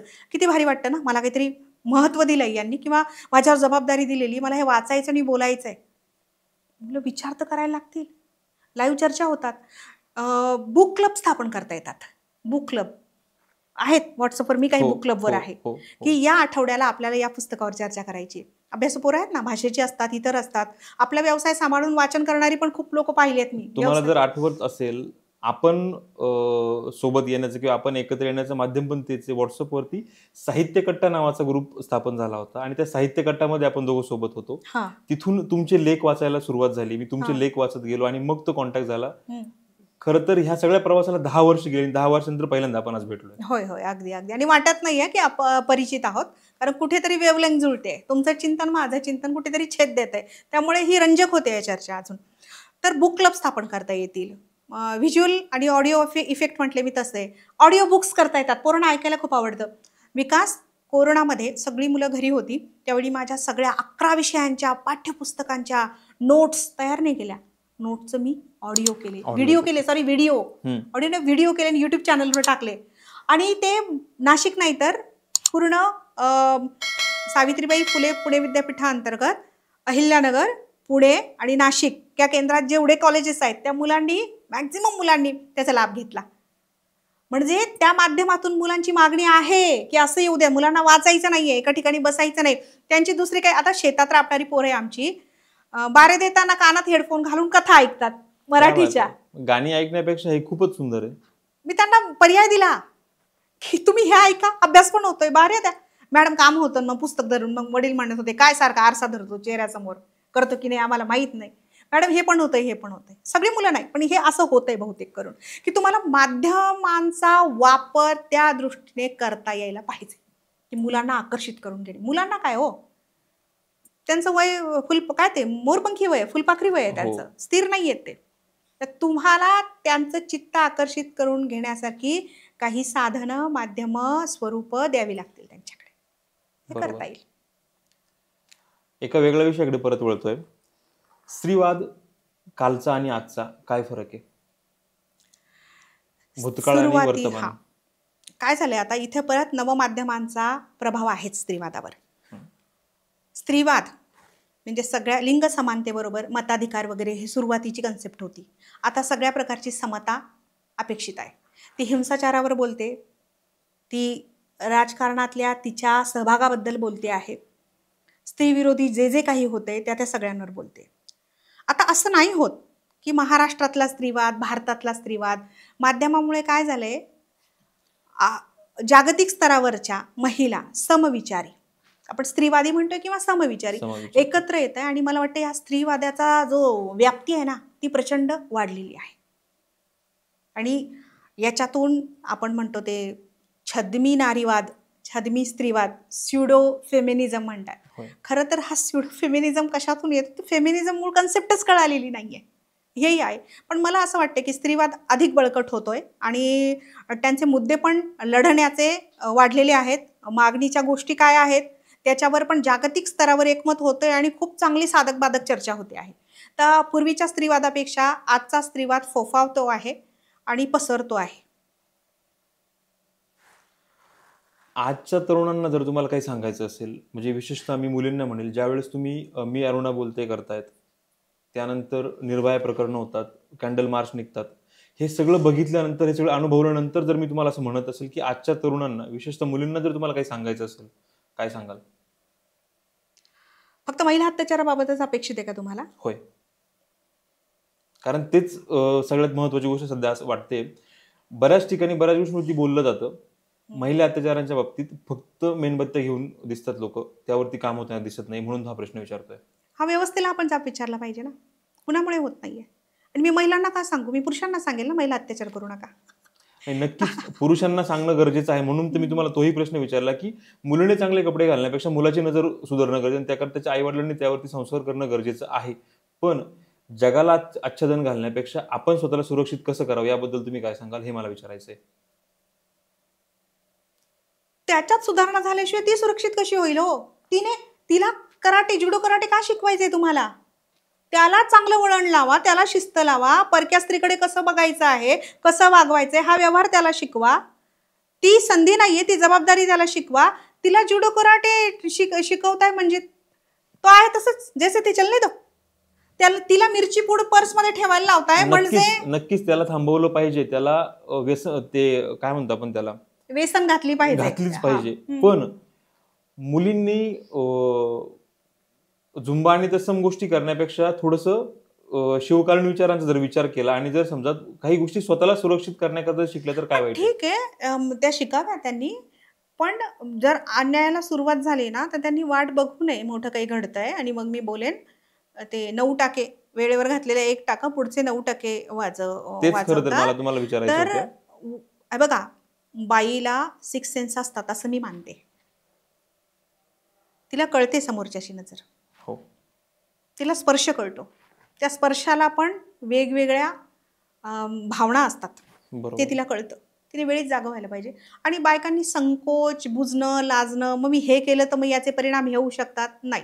तू वेळेवर बोल, चुप्पी तोडव. कुठेतरी ते न बोलण्यामागे समाज काय म्हणेल, लोक काय म्हणेल, किंवा मी जर समजा असा काही प्रकार घडतोय आणि मी जर माझ्या आई वडिलांना सांगते, ते लोक काय म्हणतील असं मुली विचार करतात. हे होतं कॉलेजमध्ये येताना मुली, म्हणजे मी जनरली सांगते, काही उदाहरणं मला माहिती आहेत. एकदा मुलगा छेड काढतो, ती मुलगी कॉलेजलाच येत नाही म्हणून फोन केला तिला, मॅडम मी तुम्हाला प्रत्यक्ष भेटून सांगेल. ती आली, मॅडम अमुक अमुक मुलगा छेड काढतो, मी कॉलेजला येत नाही, मला भीती वाटते. अगं मग तू घरी सांग ना. नाही मॅडम, घरी सांगितलं तर माझं कॉलेज बंद होईल. म्हणजे छेड काढणारा तो, शिक्षण बंद होईल तिचं. म्हणजे हे काय आहे? सुधारणा किती व्हावं इथं ते पालकांमध्ये सुधारणा होणं गरजेचं आहे. उलट ते खंबीरपणे तिच्या पाठीशी उभे राहिले पाहिजे. मग शिक्षक म्हणून आम्हाला समुपदेशन करावं लागतं त्यांचं खूपदा. सगळीकडेच आम्ही 100% यशस्वी होऊ असं नाही, कारण ग्रामीण भाग असला म्हटल्यानंतर किती तुम्ही त्यांच्या डोक्यात जे फिट्ट धारणा आहेत त्या तुम्ही बदलण्यात यशस्वी होताच प्रत्येक वेळी, असं काही नाही. पण बळी त्या मुलीचा जातो. आता सुरू आहे काम. मी तर म्हणते खूप वाईट आहे की सतत मला सांगावं लागते की याच्यावर काम करू, याच्यावर काम सुरू आहे, अव्याहतपणे सुरू राहील. वाईट नक्कीच आहे, परंतु जोपर्यंत वारंवार आपण त्या गोष्टीकडे वळणार नाही, त्या गोष्टी बोलणार नाही, तोपर्यंत त्या गोष्टी होणार नाही असं मला वाटतं. म्हणून मी परत, आणि आत्ता ह्या 9 दिवसांमध्ये प्रत्येक माझ्या वक्त्याला हा माझा प्रश्न आहे, कारण मला 9 लोकांचे 9 विचार पण जाणून घ्यायचे आहेत, नक्की कोण त्या गोष्टीकडे कुठल्या दृष्टीने बघते. म्हणून खरं तर तुम्हाला आवर्जून परत ते प्रश्न विचारलेत. आतापर्यंत इतक्या विविध विषयांवर तुम्ही पुस्तकांचं लेखन केलंय किंवा काव्यलेखन वगैरे केलंय, असे कुठले विषय ज्यांना हाताळायचं बाकी किंवा भविष्यात तुम्ही ते करणार आहात? बरं, माझ्या आगामी काही पुस्तक योजना आहे. खरं तर माझं लेखन माझ्यासाठी श्वासासारखं आहे, तेही निरंतर सुरू आहे. मी दादासाहेब गायकवाड यांचं चरित्र लिहिण्याचा विचार करते आहे. एका प्रकाशन संस्थेने ते मागवलेलं आहे आणि मलाही ते लिहिण्याची इच्छा आहे. पण ते भरपूर वेळ लागेल, काम करावं लागेल. त्यानंतर माझी समीक्षेची 2 पुस्तकं येतील. मी जवळजवळ कविता लिहिले, साहित्य प्रकारात लिहिले, कथा लिहिलेली आहे, नाटक लिहिलेलं आहे, समीक्षा लिहिलेली आहे, त्याच्यानंतर ललित लेख लिहिलेले आहे. या सगळ्या साहित्य प्रकारांमध्ये लिहिलेलं आहे. चरित्र पण लिहिलेलं आहे. तर आता याच्यापुढे समीक्षेची 2 पुस्तकं येतील माझे. आणि ललितच्या प्रेमात आहेच मी, कारण माझे जे कॉलम सुरू आहेत ते पुस्तक रूपात लवकरच येतील. त्याचंही दस्तऐवजीकरण होईल, कारण मला वाटतं ते साहित्य त्या काळाचं प्रतिबिंब असतं आणि आपण गेल्यानंतर किमान 50 वर्ष तरी ते राहत. बरोबर. आपण त्याच्या निमित्ताने तरी जिवंत राहू. नक्कीच. हा थॉट तुमचा खरं तर खूप महत्त्वाचा मला वाटतो, की आपण गेल्यानंतरही आपण जिवंत राहणं गरजेचं आहे आणि त्याकरता ह्या लेखणीचा तुम्ही जो वापर करताय किंवा त्याद्वारे जिवंत राहण्याचा जो विचार तुमचा आहे तो खरं तर खूप सुंदर आहे. नवरात्रीतल्या तिसऱ्या दिवशी ज्या देवीला पूजलं जातं, चंद्रघटा देवी ज्यांना म्हणतोय, धैर्य, निर्धार आणि संघर्षावर मात करण्याचे प्रतीक आहे आणि त्या अनुषंगाने आपण तुमचा लेखन प्रवास असेल किंवा सामाजिक काम असेल, या सगळ्या गोष्टी ही सगळी चर्चा करतोय. या सगळ्या प्रवासातून नवीन पिढीला शॉर्टकटमध्ये म्हणजे अगदी वन लाईनर जर काही सांगायचं म्हटलं तर काय सांगाल? तुमचं ध्येय निश्चित करा, दीर्घोद्योगी राहा, व्यग्र, व्यस्त आणि मस्त रहा. जमाना क्या कहता है, ध्यान ही नहीं जाएगा आपका वहाँ. क्या बात आहे. एक छोटासा रॅपिड फायर राऊंड आपण इकडे घेतोय. 4च प्रश्न आहेत, इन्स्टंट उत्तर हवी आहेत. जाधव मॅडमची आदर्श व्यक्ती कोण? डॉक्टर बाबासाहेब आंबेडकर. अशी कुठली गोष्ट जी जास्त चिड आणते? वक्तशीरपणा नसेल ना कुणाचा तर मला खूप राग येतो. कुठले जर अधिकार तुम्हाला भेटले एक दिवसाकरता तर काय तुम्हाला बदलायला आवडेल? मला सध्याची केंद्रातली सत्ता बदलायला आवडेल. तुमच्या स्वतःच्या पास्टबद्दल मी हा प्रश्न विचारतोय, मागच्या काळाबद्दल. अशी एखादी गोष्ट जी पास्टमध्ये जाऊन तुम्हाला बदलायला आवडेल, जी करेक्ट करणं तुम्हाला गरजेचं वाटतं? नाही, तो संघर्ष मला तसाच हवाय, कारण तो नसता तर मी आज नसते. खूप सुंदर. साधारण 1 ते 1.5 तास आपण ही सगळी चर्चा करतोय आणि मला अजूनही असं वाटतंय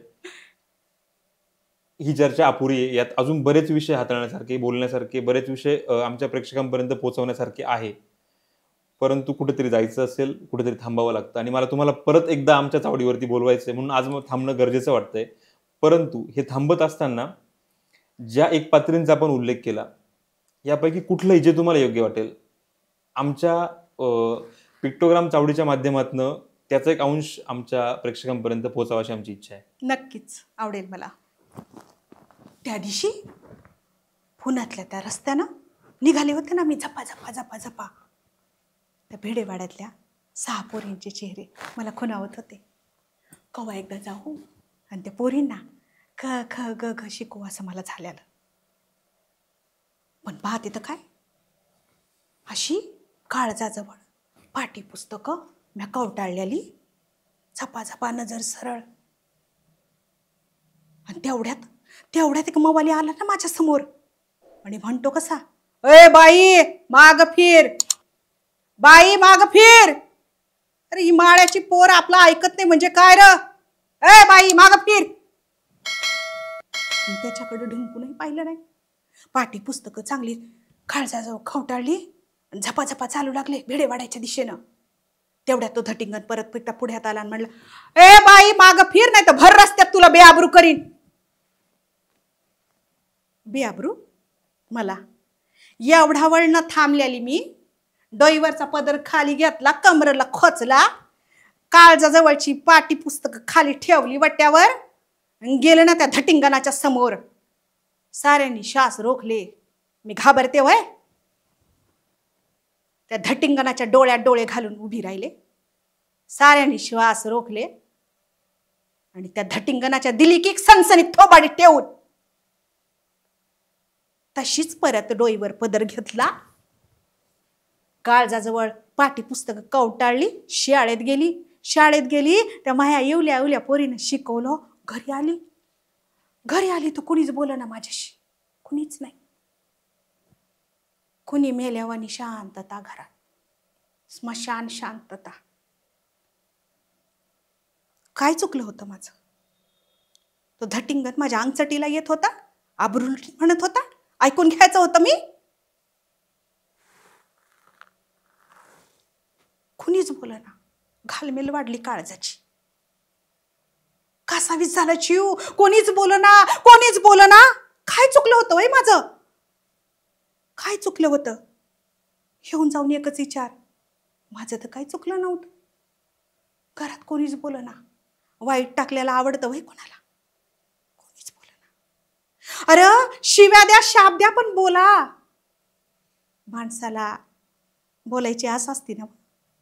कोणीच बोलना. लय घालमेल वाढली जीवाची. अशा येळाला माझ्या खांद्यावर एक हात आला. कोणाचा होता माहितीये तो हात? तो हात होता माझ्या ज्योतिबाचा. आणि ज्योतिबा माझं धनी, माझं शेठजी जे वाक्य बोललं ना त्याच्यानंतर, ते वाक्य म्हणजे या जगातलं सगळ्यात सुंदर वाक्य असेल माय.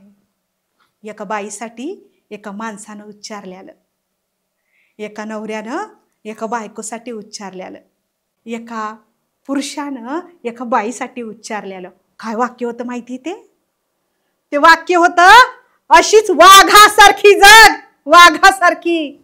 माय जन्माचा साथीदार असा बाईसोबत खंबीर खुटपणा उभा असेल ना, अख्खं जग आडवं गेलं तर बाईला परवा नसती त्याची. ज्योतिबाची साथ माझ्या लाख मोलाची होती. धन्यवाद. हे सादरीकरण बघून खरं तर मला असं वाटतं की साक्षात सावित्रीमाई इकडे अवतरल्यात. आणि मला असं वाटतं की ह्या गोष्टीवरती मी जास्त भाष्य करण्यापेक्षा ह्या भावना सोबत घेऊन मी आणि आमच्या प्रेक्षकांनी इकडंच थांबलं पाहिजे. मित्रांनो, तुर्तास थांबतोय. भेटूया उद्याच्या एपिसोडमध्ये. धन्यवाद.